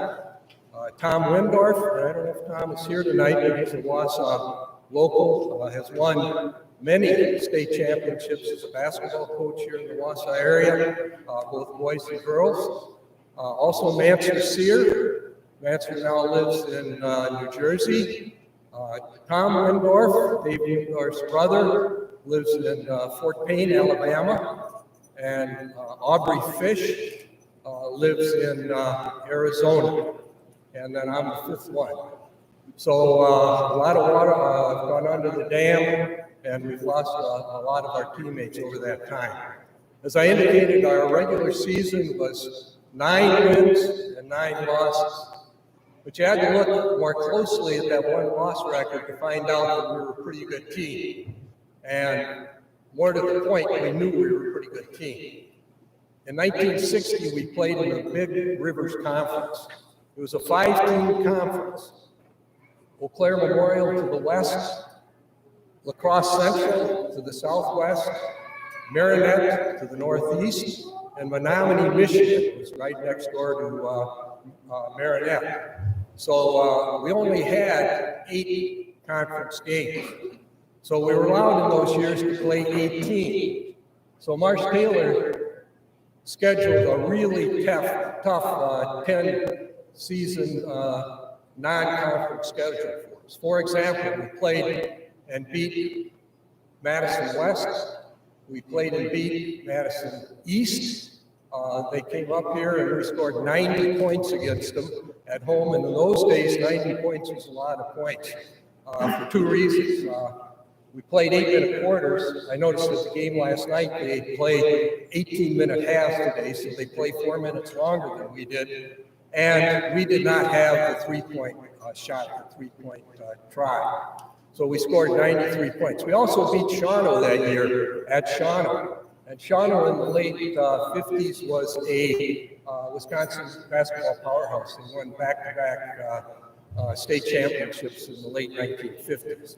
So then we went down, and probably our toughest non-conference weekend was going to Milwaukee. We played Shorewood and beat them at Shorewood. Manser Sear likes to tell a funny story about that. We were in the car with Marsh driving to our hotel in downtown Milwaukee, and Marsh had the radio on and WTMJ, and the sports announcer came on, and he talked about and gave the high school basketball scores for that Friday night. And he got to our game with Shorewood, and he said, "This can't be right." He said, "It says here that Wausau beat Shorewood tonight. By the way, Shorewood was ranked number 5th in the state." He said, "I'll get back to you on that." A little while later, he got back and said, "Oh, by the way," he said, "Wausau did upset Shorewood tonight." So we had a big chuckle about that. Well, the next night we went out to Waukesha. They called themselves the Mighty Mighty Black Shirts. At that time, they were the number 1 team in the state, had been all year, and they were 13-0. They won 13 straight games. Well, they beat us, but they beat us 68-65 on their home court. And if you look closely at the box score, you found out that we outscored them in 3 of the 4 quarters. We outscored them in the first quarter, the third quarter, and the fourth quarter. And our downfall was the second quarter, where they outscored us 21-10. So if you look at it overall, we beat them by 8 points if we only had played 3 quarters. But anyhow, so that's tip Curtis to why we were successful. We had such a tough regular season that we knew we could play anybody in the state and play them hard when we got into the tournament. I'll mention that in 1960, the state tournament had no classes, okay? Everybody was lumped into one tournament. If you were a big school, a small school, a medium-sized school, we all started out together. And I believe they have classes today, is that correct? The first game was a prime illustration of that. We met in the quarterfinals. We met down in Madison. We met Gale Etchick. Gale Etchick was a real small school district outside of La Crosse. They came out of, I believe, the La Crosse Central Regional, and they were a tough team, and we beat them 65-59. They had 2 All-Staters. One of those All-Staters, their name you'll recognize, or a lot of people here will recognize, was Larry Trevor. He was their high scorer that night. Later, he was the head coach here at East, and I believe he was an assistant principal, and he's also in your Hall of Fame. The second night got us a rematch in the semifinals against Waukesha. And Waukesha then was still ranked 1 in the state, and they were 25-0 at that time. Remember, we got 9 losses. They haven't lost at all. In fact, the Milwaukee Journal and their editor, before the tournament started, said that it looks like this year's tournament is Waukesha and 7 dogs. Well, we happen to be the dog that stood up that night to bid it. And we beat them 68-65. And so that was really probably our best game, and undoubtedly the biggest upset that the state of Wisconsin has seen in basketball in a long time. 9 lost team beating an undefeated team. So that got us into the finals against Menominee, the Menominee out near Eau Claire. And they were a big team. They'd only lost 3 games all year. They were ranked in the top 5, and they came out hot. And I like to use that Menominee game as an example of the type of coach Coach Marshall Taylor was. He was a good coach. He seemed to know when to push the right buttons at the right time. And they had a guard by the name of Sabaki that came out, everything he threw up went in. And we got down really pretty badly right off the bat. And I couldn't guard him, Joel couldn't guard him, Joel couldn't guard him. And Marsh called timeout in the second quarter, and he put Gary Kirk on him. And Gary was only 6 foot, but he had this real long wingspan. And by putting Gary on him, Gary raised his hand, and it changed Sabaki's arc on the ball, and he wasn't a factor the rest of the game. The second example I like to give about Marsh is we went into the locker room down 40-36. And Marsh was pretty well known for his rah-rah, get going guys halftime speeches. And he and Jack Torresani stood outside the locker room, and we waited for them to come in to give us that speech. And they didn't come in, and we waited, and then we didn't come in, and they waited. And finally came in right before we had to take the floor for the second half, and all he said was, boys, he said, if you play like you've played all season, if you played like you played in this tournament, and if you play like you played in the first half, he said at the end of this game, you'll be state champions. And we went out and won going away against Menominee 75-64. So, Kurt, you asked what was the success or what led to our success. I do have a couple of newspaper articles that I'd like to read. I won't read the whole article, but it'll give you an idea of what we thought, and it must have been confirmed by the sports writers that covered the tournament.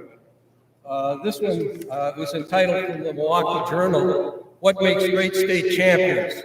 Great Desire in Wausau's case.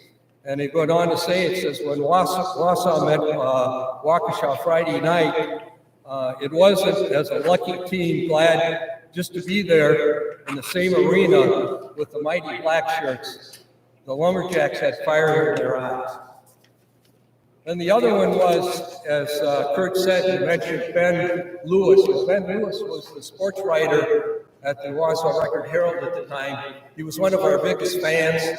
He recorded on all of our games. He went to a lot of our away games. And he wrote a salute, final editorial that Kurt just quoted a little bit from, said, salute to the Wausau Cagers. And I'd just like to read that. He said,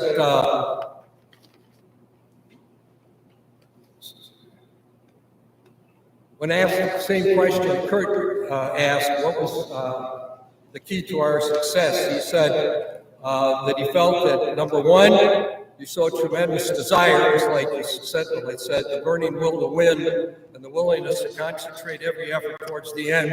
And number two, and probably more importantly, he said you played as a team and for the team. He said nobody gunned for records, nobody strived to be the brightest star that night. There were stars to be sure, but this was a result of team play, and every member found his spot and his part of the team, and he played it well. And then his final comment was, and this meant a lot to us as a team, winning the state championship was a fitting end to all of your combined tournament efforts. You played and behaved like true champions and represented your school and Wausau Insurance, Wausau community very well. And then finally, in conclusion, I'd like to read a letter that Mark Zelich wrote me, which Mark is here tonight, and I'm just so glad to see him. We, as most of you know, Mark was a broadcaster here for years at WSAU. When I was here, I don't know what it was called after that, but we considered Mark as part of our team. He did all of our radio broadcasts, home and away. A lot of the away games, he traveled to the away game with us on the bus. But we had a 40th anniversary here. Brad Peck set that up in 2000. At that time, only Marshall Taylor and Mike Smilkoff had passed away, so there were a lot of us here. And we included Mark in that entire weekend. And this is the letter that Mark wrote, and I'd like to share it with you, or part of it. He said, how fortunate for me that a special group of teenage student athletes came along to add so much clandestines to my career, and then as outstanding men, husbands and wives, husbands and fathers, favored me to again share in their lives to recapture that magic of what was an incredible time in Madison. I can vividly imagine the grandeur that would have been added if only Marshall Taylor and Mike Schmilkoffer would have been there. Then again, maybe they were. My wish is that those young people in attendance Friday night, and we were honored with the Friday night halftime, just like we were last night, that those young people in attendance Friday night who look down upon all of you and who someday seek to represent their school, their community, as nobly as you all did, will learn to embody those characteristic traits that you and your teammates exhibited on the path to an unforgettable achievement, a state championship. So in closing, Mark, I just like to say that tonight, I'm going to get emotional here.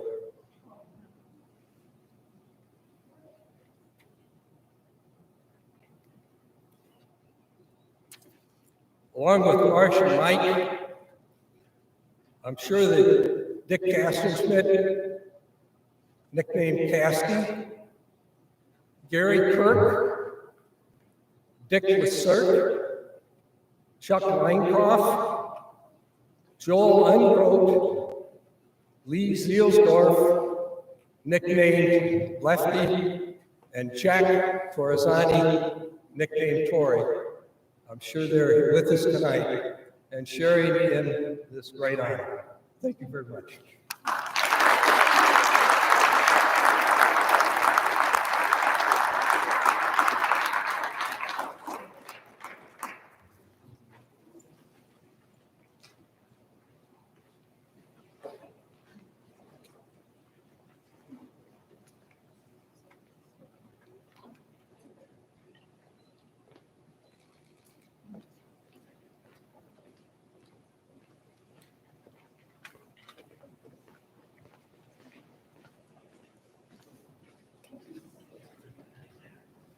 As I'm looking back at that picture, Jim was Marshall Taylor that tall.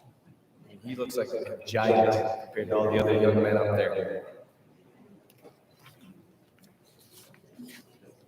That sums it up for our class of 2020. They were unable to have their Hall of Fame ceremony last year due to the pandemic shutdown, so we are happy to honor them tonight.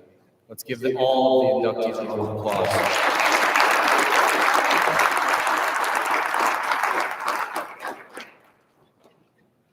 Moving on to the 2021 Hall of Fame inductees. Starting off at the top, John Jack Bush. Ladies and gentlemen of the Hall of Fame committee, I'm proud to submit the athlete nomination form for Jack Bush. I've been involved with the Wausau athletics since the mid-1950s, and I can attest that Jack was one of the finest athletes to have ever played sports at Wausau East High School. Sincerely yours, Marco Zelich. Born in Wisconsin, John Jack Bush was an all-encompassing athlete.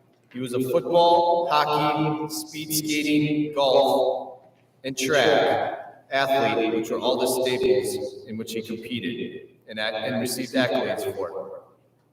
This is without knowing what else he dominated or just did for fun.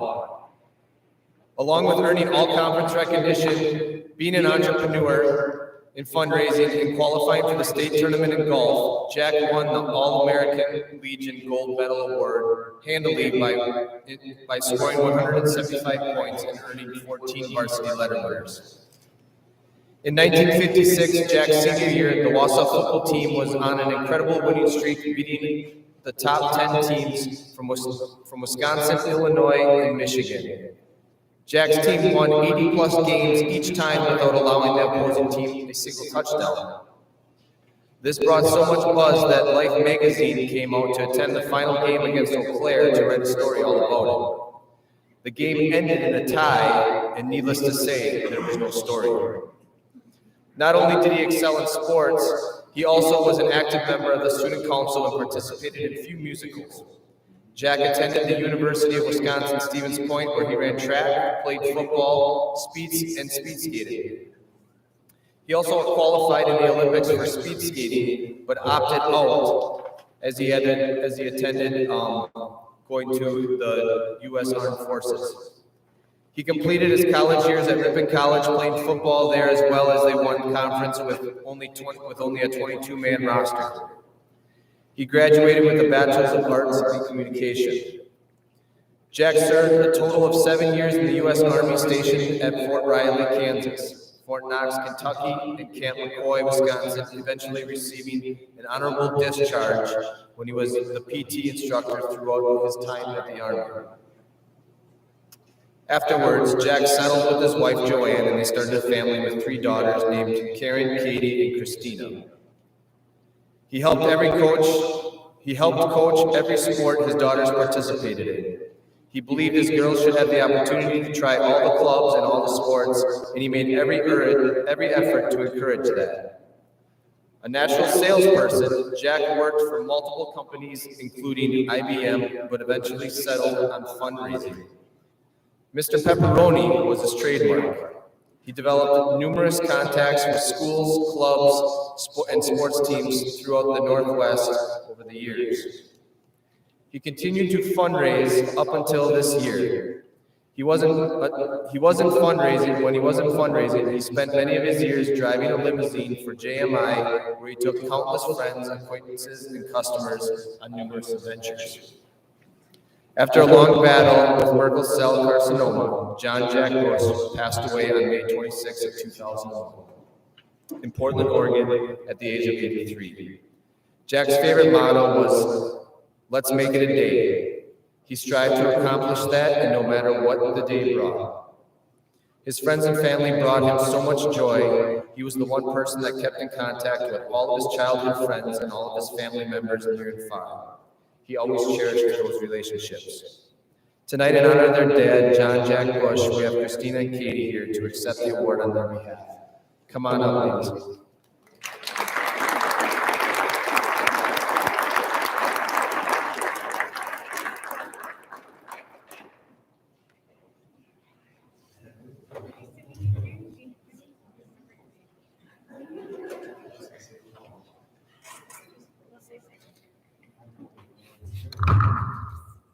Hi there. So I'm Katie and this is Christina, and it's such an honor to be here to accept this award for our dad.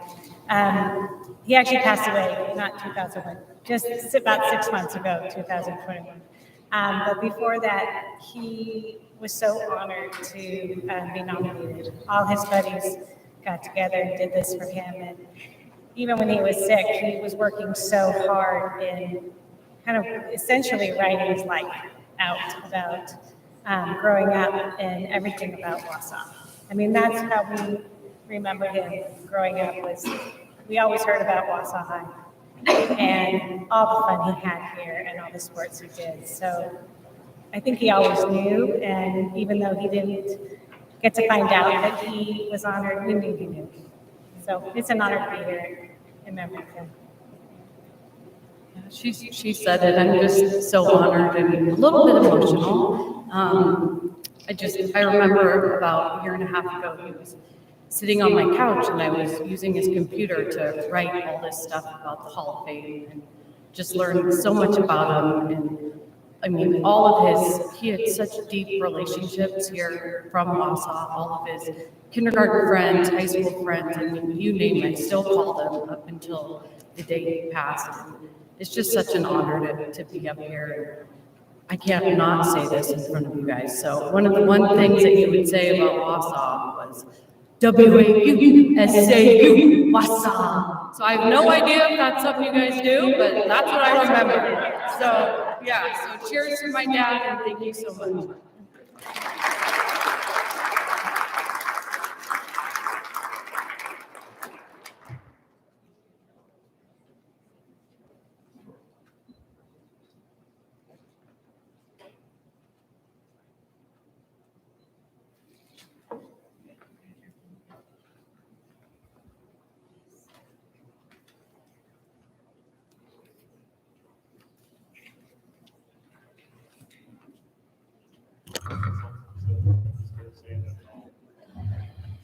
Our next inductee is Beth Damgard Jones. I was 7 seconds behind her earlier in the season, but now I'm only 2 seconds behind her. These were the words that came out of Beth Damgard describing the 800-meter race she ran in 2:18 as she completed against the Rapids runner Tammy Callahan. She helps me stay on pace, and I help push her by running against her on the first lap.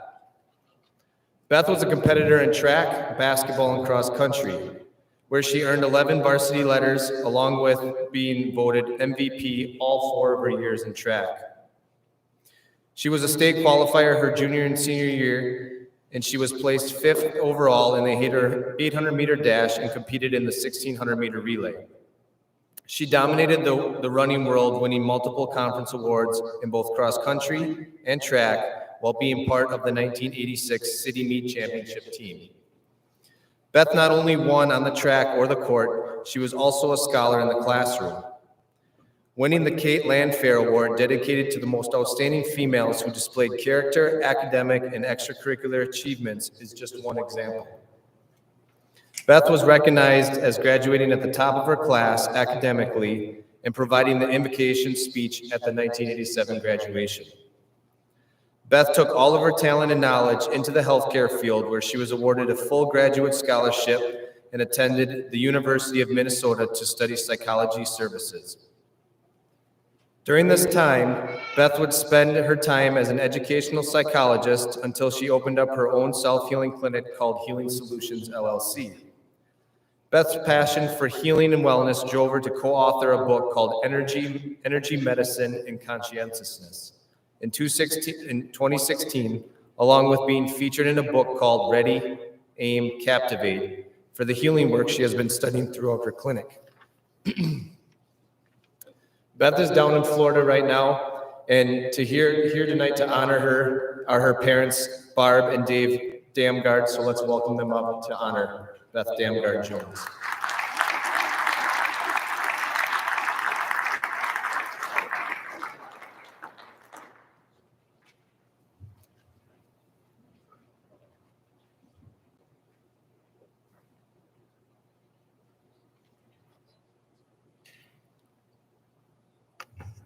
It's a pleasure for me to be back here in the Wausau School District. I worked here for 35 years. Marsh Taylor was the principal when I first came to senior high. It wasn't East High. And then he became superintendent of schools. I look for people who I know since then. I do see Brad Peck here. He was the principal at the high school, and I worked with him on many occasions. And of course, Mark Zelich is here. I coached with Wynn Brockmeyer for a few years. And it was in the Big Rivers Conference, as Jim said. That's when we were there in the 60s. And then I became a school district administrator at the central office. Kurt mentioned many of the things that Beth did accomplish. One thing I should say is that she won the Kiefer Swenson relays in the 5th grade. That's back when they had an all elementary school. Anyway, they mentioned her athletic ability as well as her scholarship. And so she asked me to read a letter that she sent to me, and so I'll do that now. She says, "Thank you to the athletic department and Wausau East High School for this honor. I am so humbled and grateful to be inducted into the Wausau East Hall of Fame. In preparation for this special night, I asked myself, what did athletics teach me that I learned in high school, and how has it brought me to the place I am in life today? Sports at Wausau East taught me these 3 mindsets, which is why my dad is here tonight accepting this honor for me. These mindsets have shaped my life. The first mindset, I found what made my heart sing. In other words, what grabbed my heart. I learned to follow my gifts and passion. I didn't waste time on my weaknesses. We all have them. I spent my time leaning into my strengths and went for it. I remembered when I started track my freshman year and someone suggested I do the triple jump or high jump. These areas were for someone else, not me. I said no and was faithful to what I knew my strengths were. My second mindset, I learned to intensely focus on my goal and not to allow for distractions. My husband, Gil, was looking through my athletic scrapbook this week and he said, "Hey, babe, there's someone in here just like you." Oh, wait, it is you. He said he was blown away that I have kept that intense focus and distraction-free living after all these years. When I think about it, whatever I choose to do in my life, I give it 100% octane and never settle for less. My third mindset, I'm committed to never live in the past. My current performance was the only thing that mattered. Bringing yesterday's failures or losses into the present moment is not an option. Being in gratitude for what is here today, rather than being stuck in regret over the past, was a key lesson for me. Excuse me. I learned what I can from it and move on to the next event. During freshman year in track at regionals in a 50-yard dash, I got beaten by some girls from Milwaukee and it stung. I remembered choosing in that moment to specialize in longer races that next year, and it paid off. As Nelson Mandela said, "I do not win or lose, I win or learn." These mindsets have brought me so much joy and happiness and have brought me so far. I will never let them go. Thank you to us East Athletics for teaching me. I am very grateful. In love and gratitude, Beth Dangard, Class 87.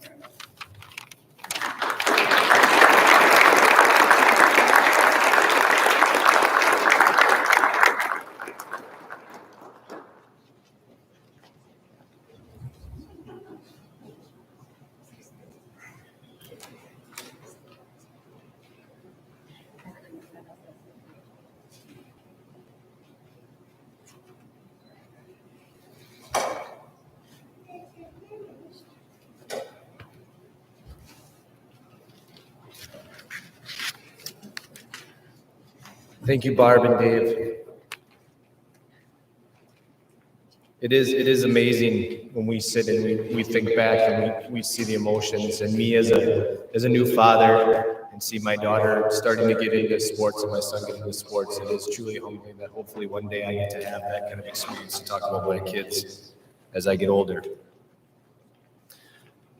Our next inductee is Cindy Hollander.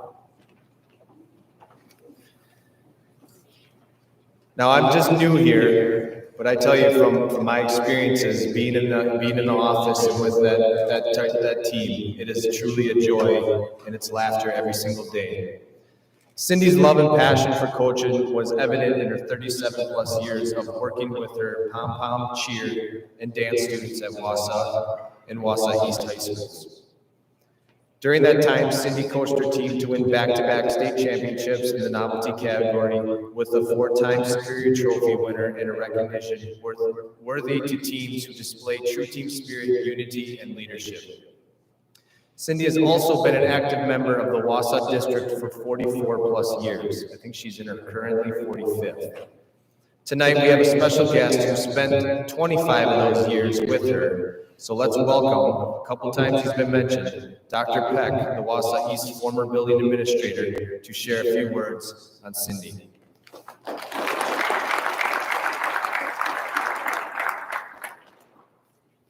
Good evening, everyone. It is a great day to be a lumberjack, all right? They may have taken my keys from the building after I retired a year and a half, but they just handed me the microphone. So I think everyone needs to stand up and stretch. As Coach Torzani would say, you gotta keep moving. All right, so let's get up and just take a little bit of a stretch. Zuluski's like, thank goodness. And it's going to be tough to follow up one of my mentors. Dave, you did a great job. It's really great to see you here. He was director of pupil services. He was a teacher and a coach here. He was an outstanding collegiate football player at Augustana. And it's good to see you here tonight. And thank you very much for all that you did for so many educators, myself included, in this district. All right, for some of you students that graduate, I got to wear glasses now, okay? So,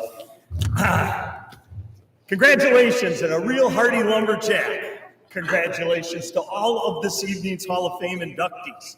Congratulations on a job well done. This evening, I have been given the honor and privilege of introducing Cindy Hollander as she is inducted into our Hall of Fame. Folks, when referring to a special person in an organization, oftentimes you'll hear people use the word pillar. A pillar is defined in the dictionary as a person reliably providing essential support. I want to make it clear to everyone here this evening, both here and watching live stream, that Cindy Hollander is a pillar of Wausau East High School. She has worked at Lumberjack High for 45 years. Just think, 45 years. Upon her graduation from Marathon High School, she came right over to East High and started working. And Mr. Bushman, if my calculations are correct, you were 1 year old when she began working here at Wausau East High School. Well, tonight, we are all here to honor Cindy's extraordinary accomplishments as a pom coach, a dance coach, cheerleading coach. Her teams earned many championships and accolades throughout the state of Wisconsin. Throughout her amazing coaching career, she positively impacted the lives of countless student athletes. She has truly earned this induction honor because of her outstanding merits as a coach and mentor of our student athletes. However, I want to share something else with all of you about Cindy. Cindy has also been a pillar at Wausau East High School outside of the arena of high school athletics and competition.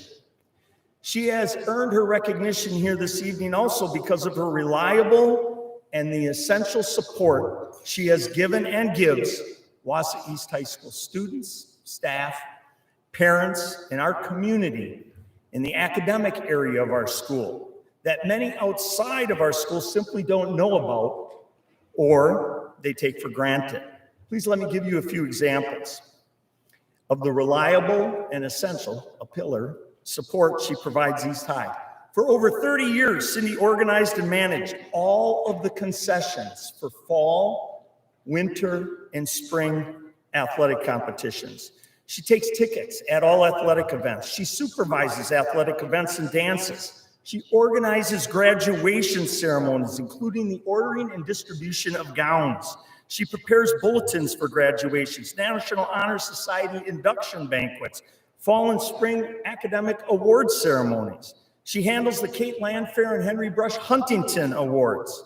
She manages the assignments of student lockers. Folks, if you have anything to do with the high school, you'll know that is Excedrin headache number 78.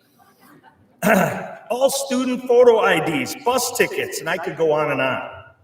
And okay, right now I want to veer from the serious and just share some things about Cindy that makes her a pillar for every principal, assistant principal, and athletic director she has ever worked with. Cindy knows everyone and everything about East High, who went to this school. She is a walking, talking reference of who's who was, and who wasn't at Lumberjack High. Seriously, I can't tell you how many times I would ask Cindy or another staff member would ask Cindy about a certain student when they attended East. Cindy, when did Adriana Chipowski attend our school, and did she ever play sports? From the back room, she graduated in '89 and played volleyball for Bacchus, Brad. Seriously, this happens all of the time. And I guess bad knees kind of come with age too, right, Cindy? And Cindy has a bad knee.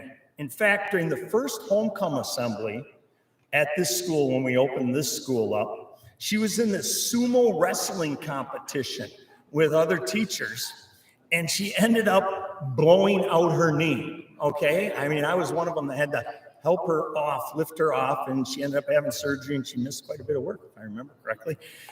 We never told the superintendent, you know, we were claiming workman's comp. So anyway, This horrible injury, a black cloud, if you will, though, did have a silver lining. You see, her bad knee was the best weather forecaster for East athletic events that we've ever had. Folks, there's a chance we won't be having that doubleheader softball game tonight. Bad storm coming, I feel it in my knees. Guess what? Cindy and her knee were more accurate than any Newsline 9 weather team has ever been. And that's how she got the nickname Doppler. All right, seriously, we have been blessed. And I choose that specific word, blessed, to have Cindy Hollander as a coach and amazing member of the East High team. In my 28 years as an administrator at this school, I can tell you without blinking an eye that Cindy Hollander was usually the last person leaving an athletic event or our school at the end of the workday. For many years, she was our school receptionist. Then she moved to the important role of administrative assistant of student services. In this role, she not only handles the many day-to-day operations of the school, but she serves as a counselor to many students having a bad day, or that might be in need of assistance.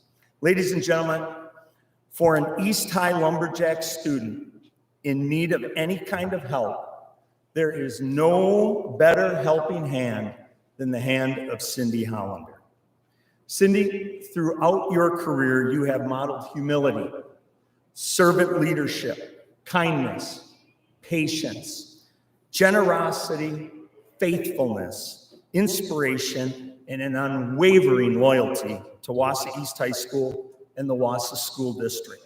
You have always been the first to volunteer whenever a job needs to be done.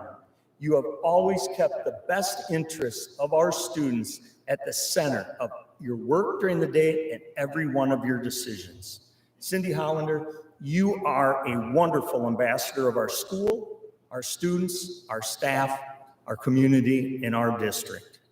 Cindy, on behalf of everyone here this evening, please accept our most sincere congratulations on your well-deserved induction into our Hall of Fame.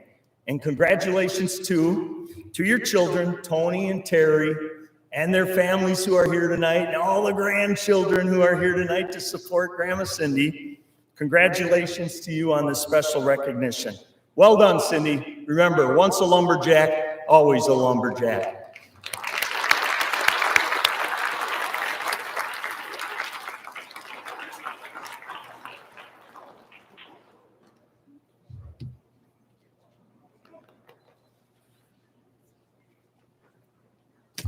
It almost seems like there's hardly anything left for me to say. Except I will have to say, I think that's when I had that sumo accident, that's when they started to eliminate weapons out of the school, because the first thing I saw as I went down and I was injured was Dr. Peck with his jackknife. I'm cutting that tire off of you. And as he's thinking it's my back, and he's down by my legs, I'm going, and they're bouncing, and I'm going, no, it's not my back, it is my leg, stop.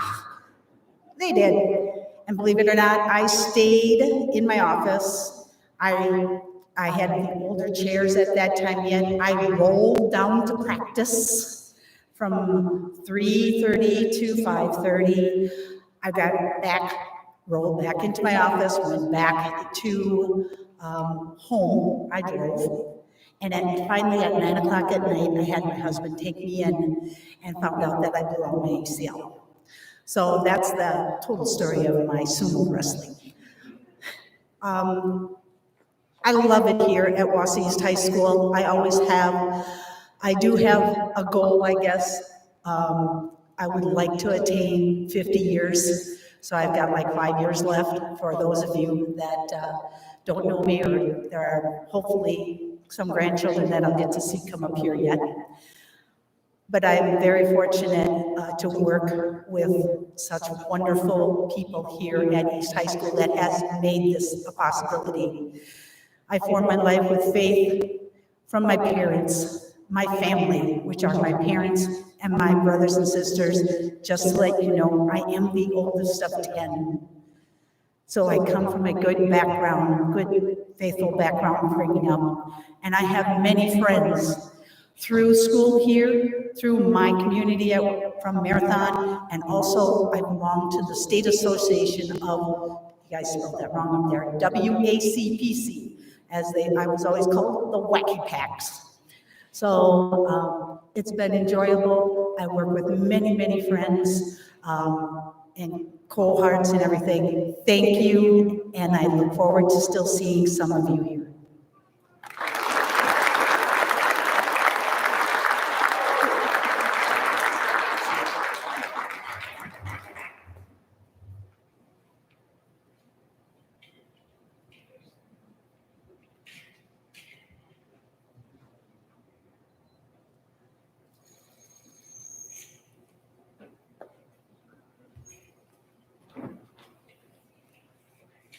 And I can attest to exactly what Brad's talking about with the knees, because my first experience here with the first snowstorm that was coming up, I had an opportunity to go down to Madison to watch one of the hockey games in the press box with all you can eat food and drink.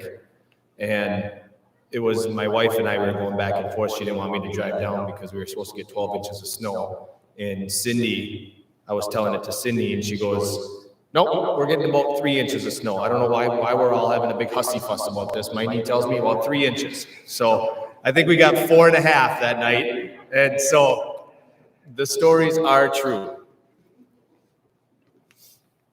Our next inductee, Aaron Fries Johnson. Aaron was in the middle of 3 Fries sisters that competed for East. I am told that Erin's nickname from the jumps coach, Jack Seinold, was Little Melt. Her older sister, Amy, was Melt, and the youngest sister, Abby, was Tiny Melt. Erin was known as a hard worker and really got after it in the weight room from East from the beginning. The hard work paid off, helping her win 13 different conference titles over 4 years. Overall, Erin was a staggering 27-time Wisconsin Valley All-Conference performer in her track and field career. That continued at the regional and sectional level as she advanced to the sectional meet in 4 events every year, earning a trip to state all 4 years in the specialty of the triple jump.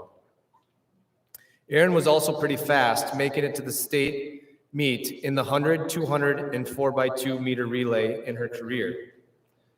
At the state meet in 1997, Erin put it all together, jumping an incredible 37 feet to set the still standing school record. This jump outdistanced the field, and she brought the state title home to Wausau. As a junior, Erin continued her success on the track and in the triple jump, winning 2 more conference titles, qualifying her for the state meet again in the triple jump, where she finished 8th. As a senior, she replicated her junior year, winning 2 more conference titles and qualifying for the state meet for the 4th straight year, again finishing 8th in the triple jump. Coach Seinold added a few more interesting things to the story. He recounted that her freshman year, even though she qualified for the state in the 100, 200, and 4x2, she cried because she missed qualifying in her favorite event, the triple jump, by only 1.5 foot. Or the time they put up the garage sale sign in the yard around the neighborhood, even though he wasn't having a garage sale. And the time she had graduated, she brought her boyfriend, now husband, I believe, to meet them at the Hanson meet in La Crosse. And finally, Coach Seinold would like Erin and Amy to sing either the River Song or the Baby Shark Song for old time's sake.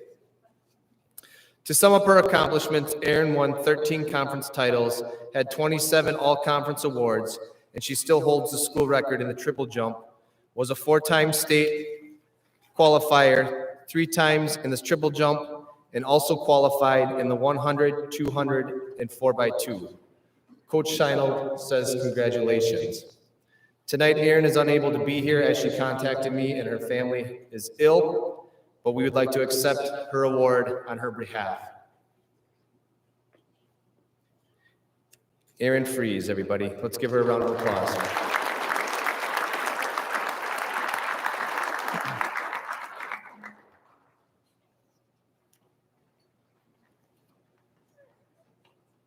Our next fun and interesting inductee is Mark Zuluski.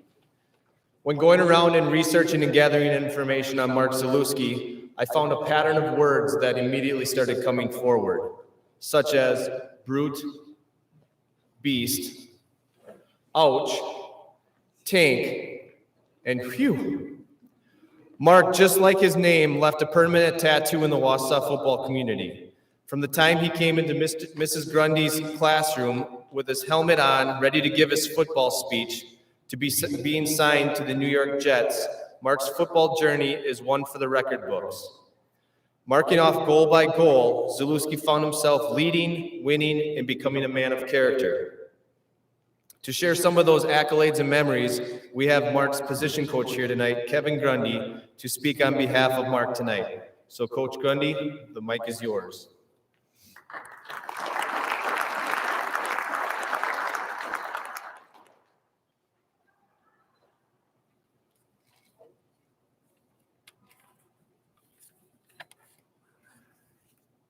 Thank you, Kurt. Good evening, everyone. And congratulations to all of the inductees, and nothing better than having your family here and special guests. And I'm very honored to speak on Mark's behalf here also. A lot of stories about Mark. There's a couple I'd like to share. One of them was already up there with halfback tough. Not only did Mark in 7th grade for his English language arts class, I have to do a book talk. He chose the book Halfback Tough and wore his helmet during the whole presentation into school that day. So just it helped him move forward with his vision on what he wanted to accomplish on and off the field. One of the, and I think this is, Coach Dimka, you can attest to this too, one of the most memorable of all of his coaches. And this is the story, and that article is on the table over there by the Zuluski family. And it's during the regular season when we were playing Marshfield, the #1 team in the state and eventual state champions, with their only loss coming from the Lumberjacks. We had the ball on the goal line with under a minute left to play, and we needed to punch one in to win. During a timeout, going out to the huddle, I simply asked, who wants the ball to win the damn game? And without saying a word, Mark indicated that he wanted the ball. Just a pretty simple. Needless to say, Mark ended up fighting his way into the end zone to win the game as we defeated Marshfield 13-9.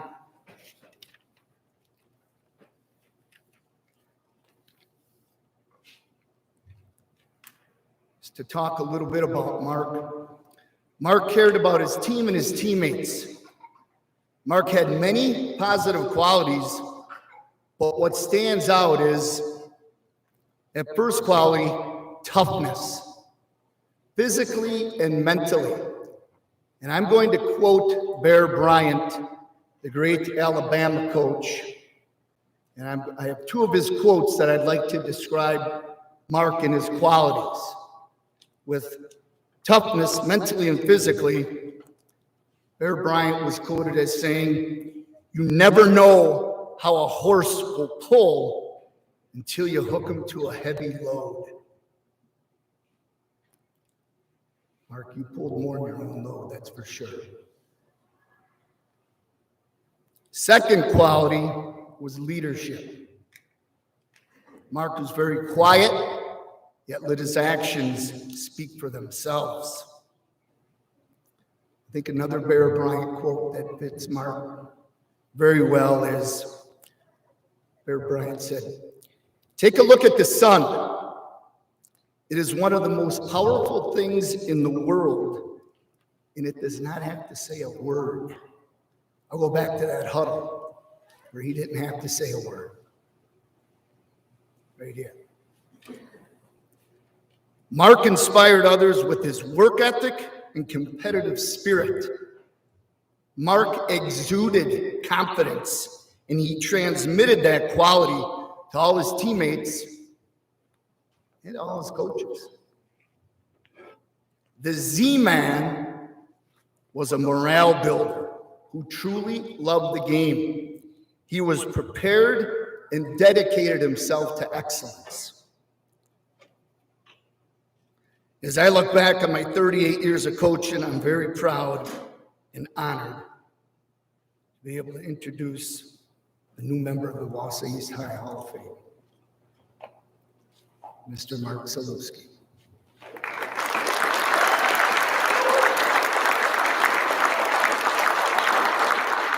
Mark, I couldn't find the book half backed up, but I did get a color copy of it.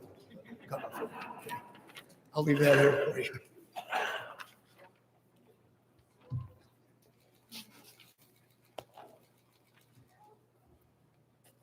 Thank you. I kind of wanted to start this off by first saying thanks to Coach Grundy, but also maybe an apology to Coach Grundy. You saw he walked up here kind of gingerly, and I think it was my senior year when DC Everest was trying to run away from me, and I caught up to the running back near the sideline, blew him out of bounds, and I've never seen a coach flip like that, kind of sideways. I thought we could reenact that maybe, but more seriously, I guess, why am I here and why am I so blessed to have this honor? There was a lot of success that we had at Wausau East, a lot of success with the Badgers, but really it came down to my perm. I don't know if I was going to get that back up on the screen, but the perm senior year was pretty incredible.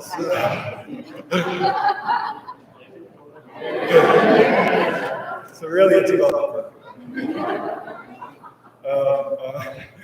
no, but it's really an honor to be here. I'm so thankful to Wausau East and the whole Hall of Fame staff, and I had such great times here at Wausau East. Like Coach said, we had a lot of success my senior year. We brought the log back home. We beat West. We beat the #1 team in the state of Marshfield, their only loss of the year. The whole team was playing really well. I unfortunately had to miss a few games with an injury, but we came back strong. We went to the playoffs, which hadn't really happened for a while. We won a playoff game. We won a second playoff game, and we were just a throw or a couple plays away from, I think, coming to the state championship. A lot of success. Likewise, I was really blessed after Wausau East to go to the Badgers and become a two-time captain of the Badger football team. Had some good years down there. My senior year, led the Badgers to the most wins in school history with a 12-1 season, and I think the 5th ranked team in all of college. So I had some really good times down there. Had a brief stint with the New York Jets, which I guess I'm lucky to not be a Jet longer.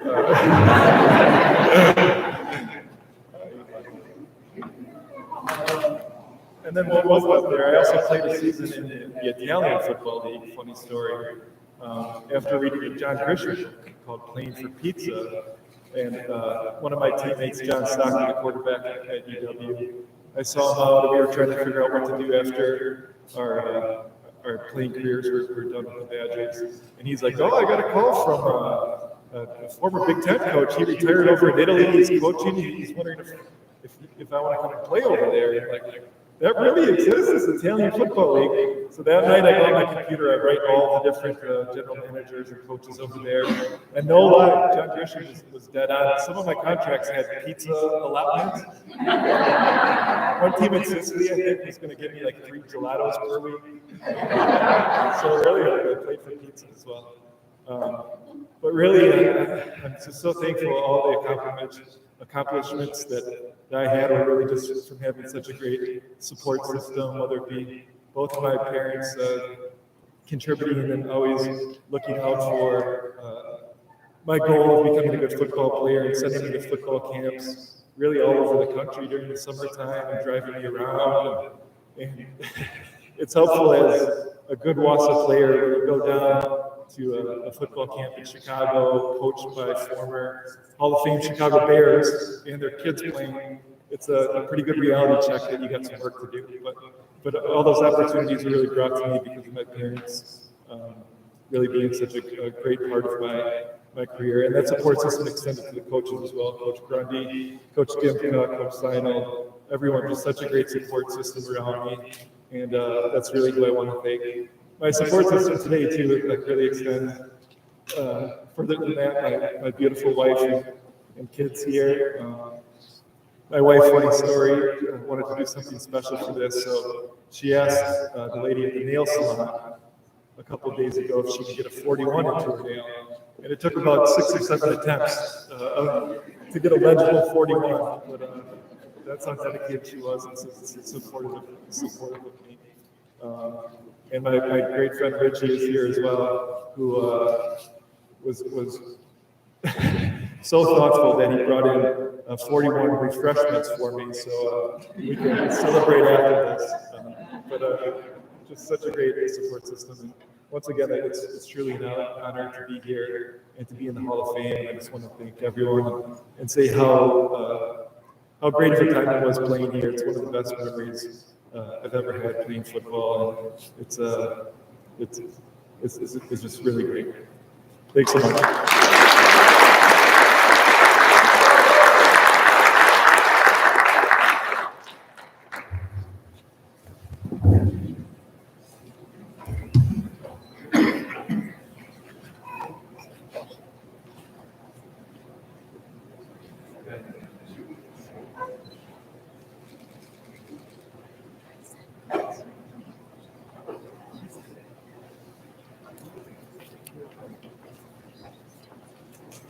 Yeah, it's kind of funny when you go and you do research. One of the joys of having this is going through the history books and going back to the coaches around Wausau. I've been in the area for about 15 years, but to go and have these conversations with the coaches to talk about former athletes, it was kind of fun just to go find Coach Grundy down in the auditorium, doing supervision, and just mention the word Mark.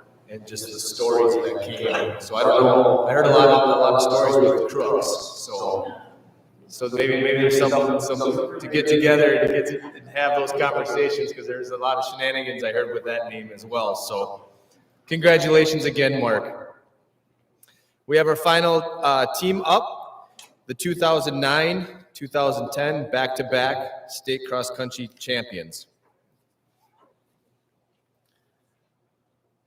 What a night of inspiration, emotion, and motivation. This last group of ladies is just the way to finish this thing out.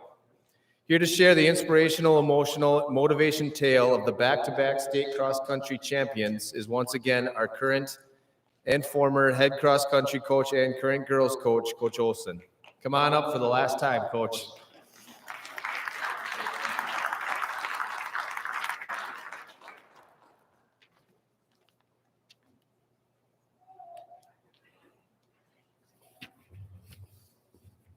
Yeah, those other ones were just warm-ups. This is going to be the fun one. Okay. Some of these girls are here tonight. I don't know if the list is still up there. The Eckhoff sisters were not able to make it. They live down in Dallas, and it just wasn't going to be in the works for them. In Gao, I thought she was going to come, but she did not. But we have Rachel and Marissa Lang, sisters. We have Krista McGuire and her sister Laura, who ran for us, but was a little bit older, wasn't part of this group. But so we have those two sets of sisters are here. And then we have Maggie Preem and Courtney Brown now. And then Caitlin Stein was planning on coming, but because of COVID, she's not able to. But hopefully, somebody said this is being live streamed. And if it is, she was watching. So Caitlin, if you're watching, we hope you're doing well. There's a lot of things to say about these girls. I have a whole bunch of stuff that I'm not going to read, I don't think, because I won't be able to get through it. But the story about these two state titles probably goes back it goes back a long ways. It goes back through my racing experience, my running career, all the coaches that I encountered. Before the dinner tonight, I think Dr. Peck asked The question was, who was the coach that influenced you the most? And I said, I don't know if I can answer that because I've had so many different track coaches, wrestling coaches, cross-country coaches, high school, college. But then I started thinking about which group of kids that I've coached had the biggest influence on me. And it might be Kate, it might be Jamie, Kate's teammate, but it's probably this group of girls. And the 2 seasons that we had, well, the 4 seasons that we had with some of them, but certainly the 2 seasons where we won state titles, despite all of the things that happened, maybe have the biggest influence on me. And there's other things that we did that didn't involve cross country. We did a lot of stuff. Most of them ran track. We did a lot of stuff with the track team. Also, we took a great trip down to the Kansas relays with Courtney's mom as a chaperone. And it was an incredible experience for them and for me to be able to take a group of girls to a huge invitational so far away. Dimkas are here, their daughter went to. And that was a really fun experience to be able to see something different. But I would say at least the story of the 2 state titles has to go back at least to 2008 when the pieces kind of started to come together. There was this soccer player that decided to come out for track that year. And she started to figure things out. A few bumps along the way, the cutting in about, laying lines and not getting run over on the track and things like that. But she figured it out, and that would be Maggie. And Maggie joined a few of the other girls that were on the team, and she qualified for state in her first year. She was on that 4x8 with Kate, and then she was in the 3,200 meter run, and Maggie just kept staying in the race and staying in the race, and she ended up on the podium at the state meet her first year out for not playing soccer. So then we fast forward to the fall season, and it looked really promising. We had some really good returners. We had some really good freshmen coming in. I didn't really know how good they were going to be. They were phenomenal. And the season went along really well. We had Caitlin and Courtney, the 2 new freshmen. We had Marissa, and we had Krista, and it looked like it was going to be a solid season. And they did. We finished in the top 3 in some of the early meets. Caitlin and Courtney were running phenomenal. They went 1-2 a couple of times in meets, and things were going really well. We got to the conference meet, and Maggie was finally healthy and was able to run. But she had to run JV because she had to earn her spot. She crushed the JV race. She won, I think, the JV race by a minute.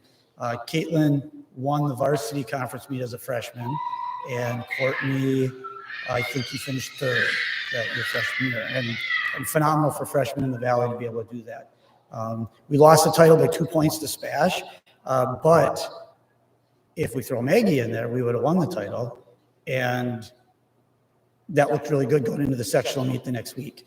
So the next week we qualified for state easily, and in kind of a rare turn of events, Smash went from winning the conference meet to not qualifying because Marshfield ran really well and bumped them out.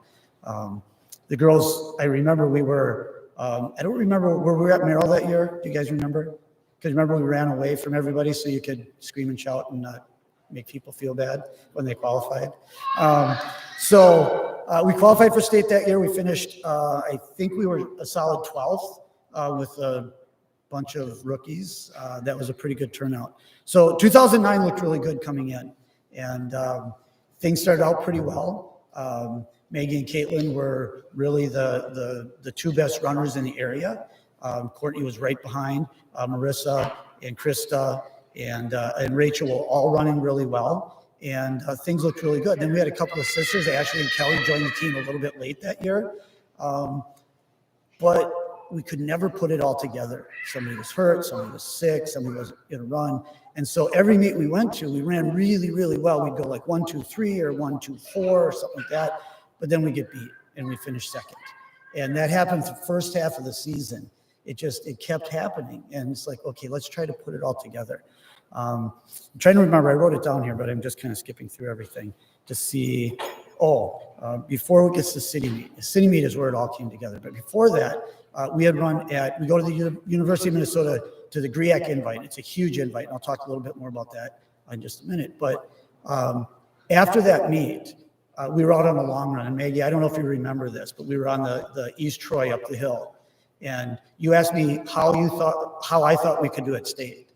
And after having run at GRIAC without our full team, everybody healthy, I looked at all the pieces we had and I said, I think we have a shot at winning. And she just looked at me like I was from a different planet. And then she asked me how I thought she and Caitlin could do. And I said, well, you guys have won every meet we've been at so far, either except for GRIAC. I think we won every meet, either first or second. And I said, you guys have as good a shot as anybody is winning. Either one of you could win on any given day. I think she also thought I was crazy.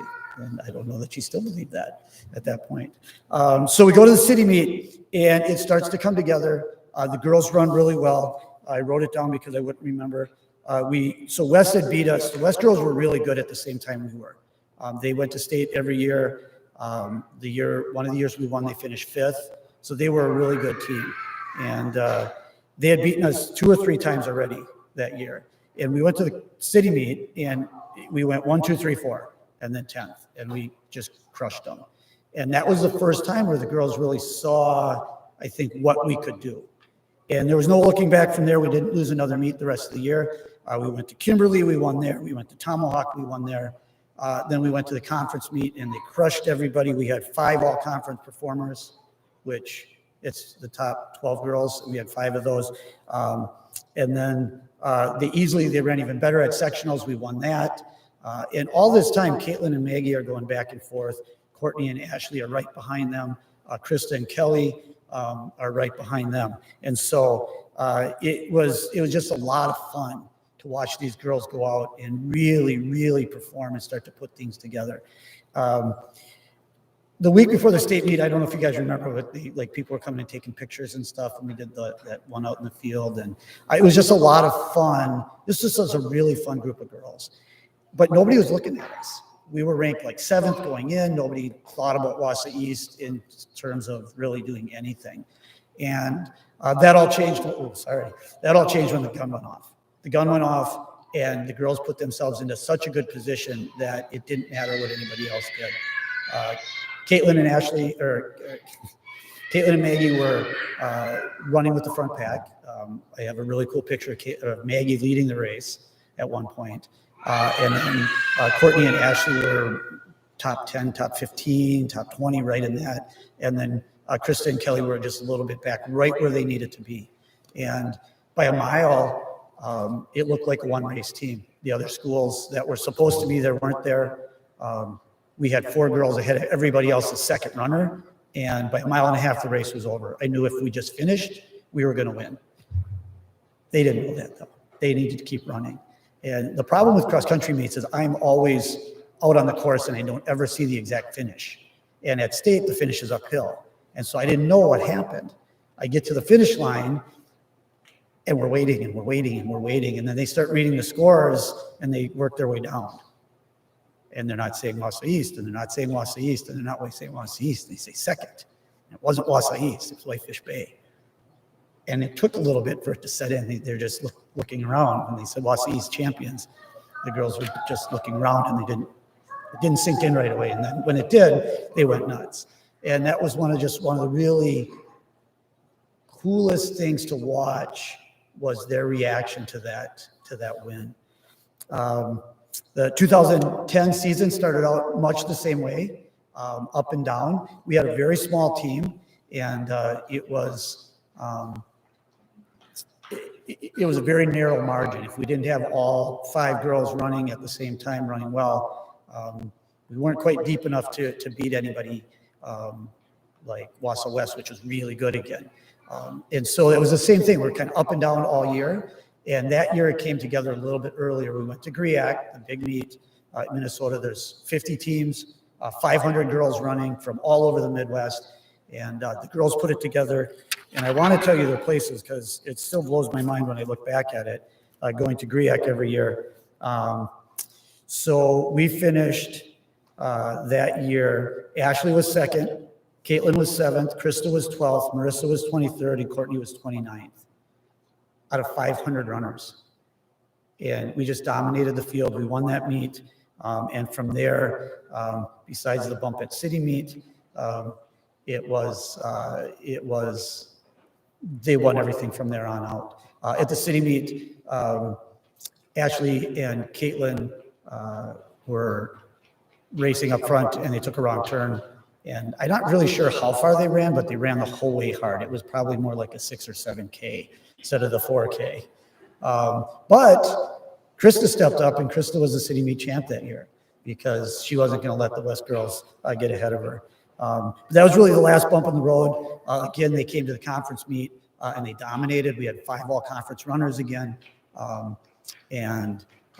We went to the sectional meet, won, and then the same thing at the state meet. The girls got out. They weren't the favorite. Everybody was looking at the Nina team that had these 3 great sisters. They weren't triplets, but they were pretty much the same thing, 2 twins and a sister, and they were great. And they had beaten us really badly earlier in the year, and we got to state, and it was the same thing. We had Caitlin and Ashley running up front. Courtney was right behind them, and then Krista and Marissa were right there. Rachel and Gao also were running, and the race was over again.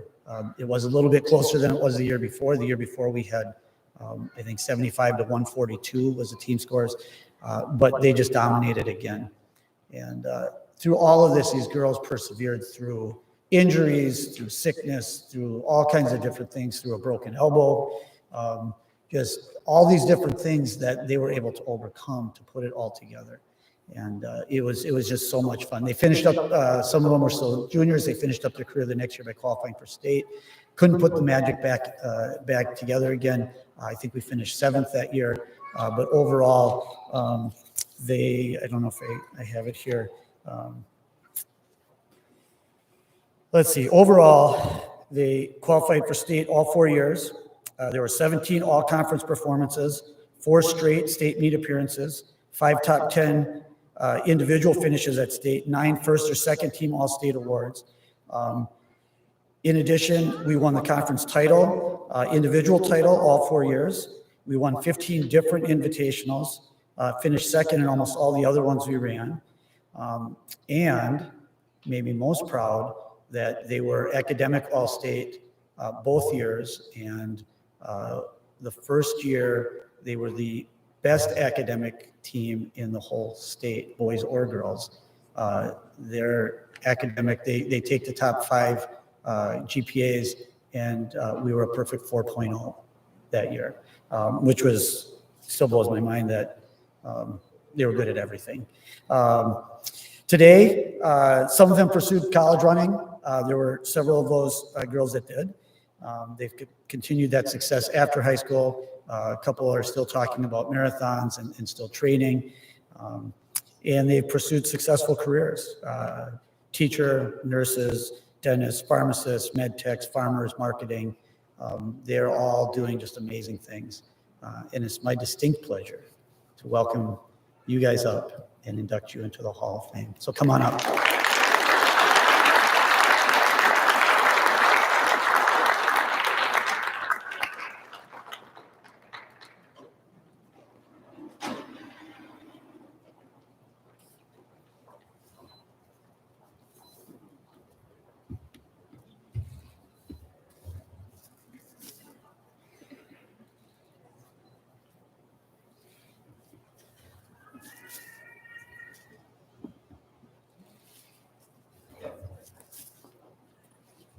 Okay, I guess I'm talking tonight.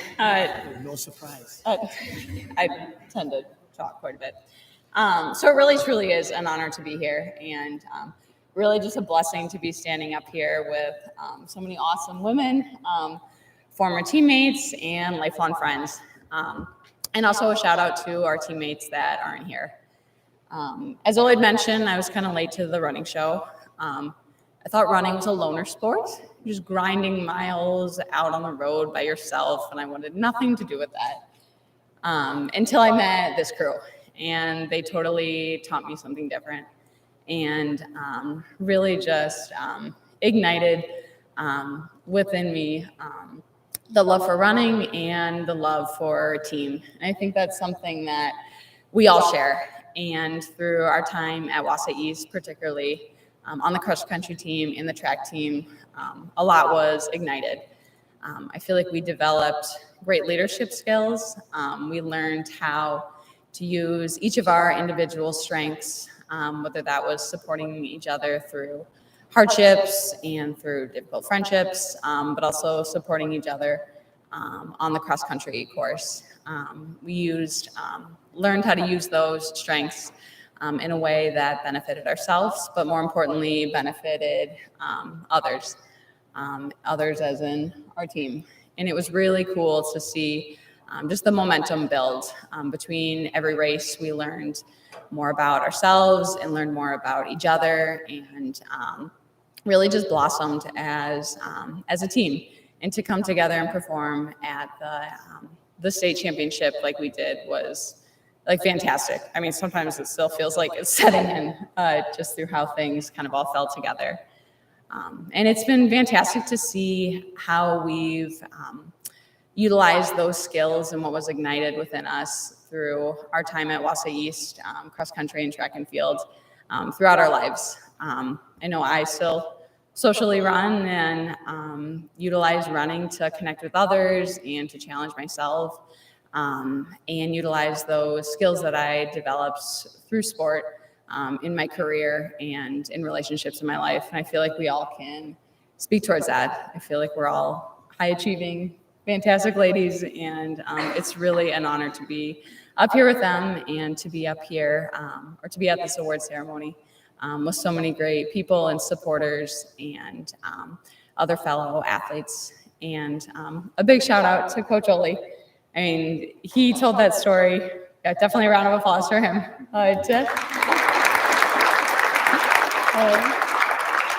And he mentioned that story before when he told Caitlin and I, I think we're going to win this year. I looked at him like he had horns growing out of his head, but it was so awesome just to see everything come together, and everyone's hard work and dedication and sportsmanship really led to something fantastic. So thank you for inducting us. It's really an honor for all of us.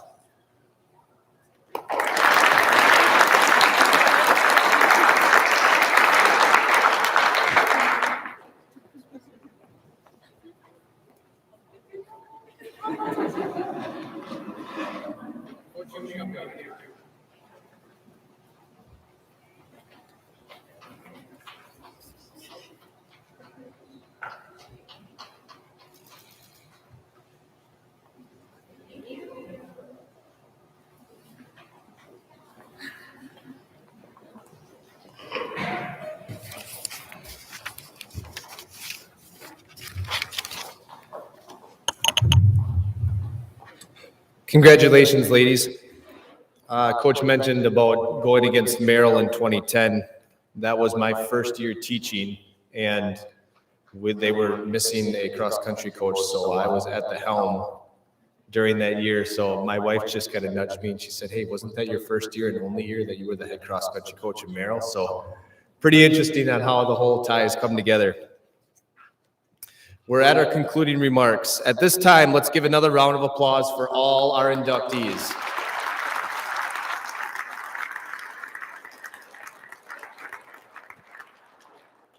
And I truly want to say, all of you inductees, you are the legends of this school. And I would like to welcome you back at any time to come and talk with our school, be representatives of our school, because you have honored, and it is a privilege to have you part of our crew. As we conclude tonight's ceremony, I want to again say thank all of you. Our newest class of inductees, thank you for all you have done to represent the Lumberjack athletics at Wausau High School and Wausau East High School. You have created memories that will endure forever within the walls of our high school. You have also created a legacy that goes beyond these walls. The legacy you live has already spread across the state, across the country, for representing our school with such great honor, and we are truly grateful. To all the family, friends, Former coaches and former athletes, thank you for your support you have given to these inductees over the years.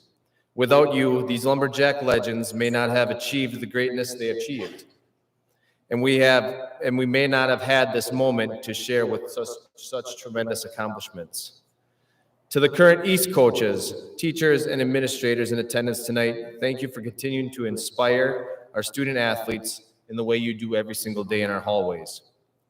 As we leave here tonight, let's always remember it is our duty to make sure every student athlete continues to have the same opportunity to reach his or her potential.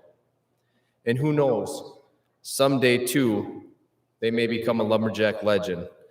Thank you everyone for coming tonight. I wish you safe travels. And if you'd like to get pictures with your families and friends at our backdrop, and I'd like to get a group picture of the 2020 and 2021 inductees here at the end before you all head out, that would be great. Thank you again for such a great opportunity.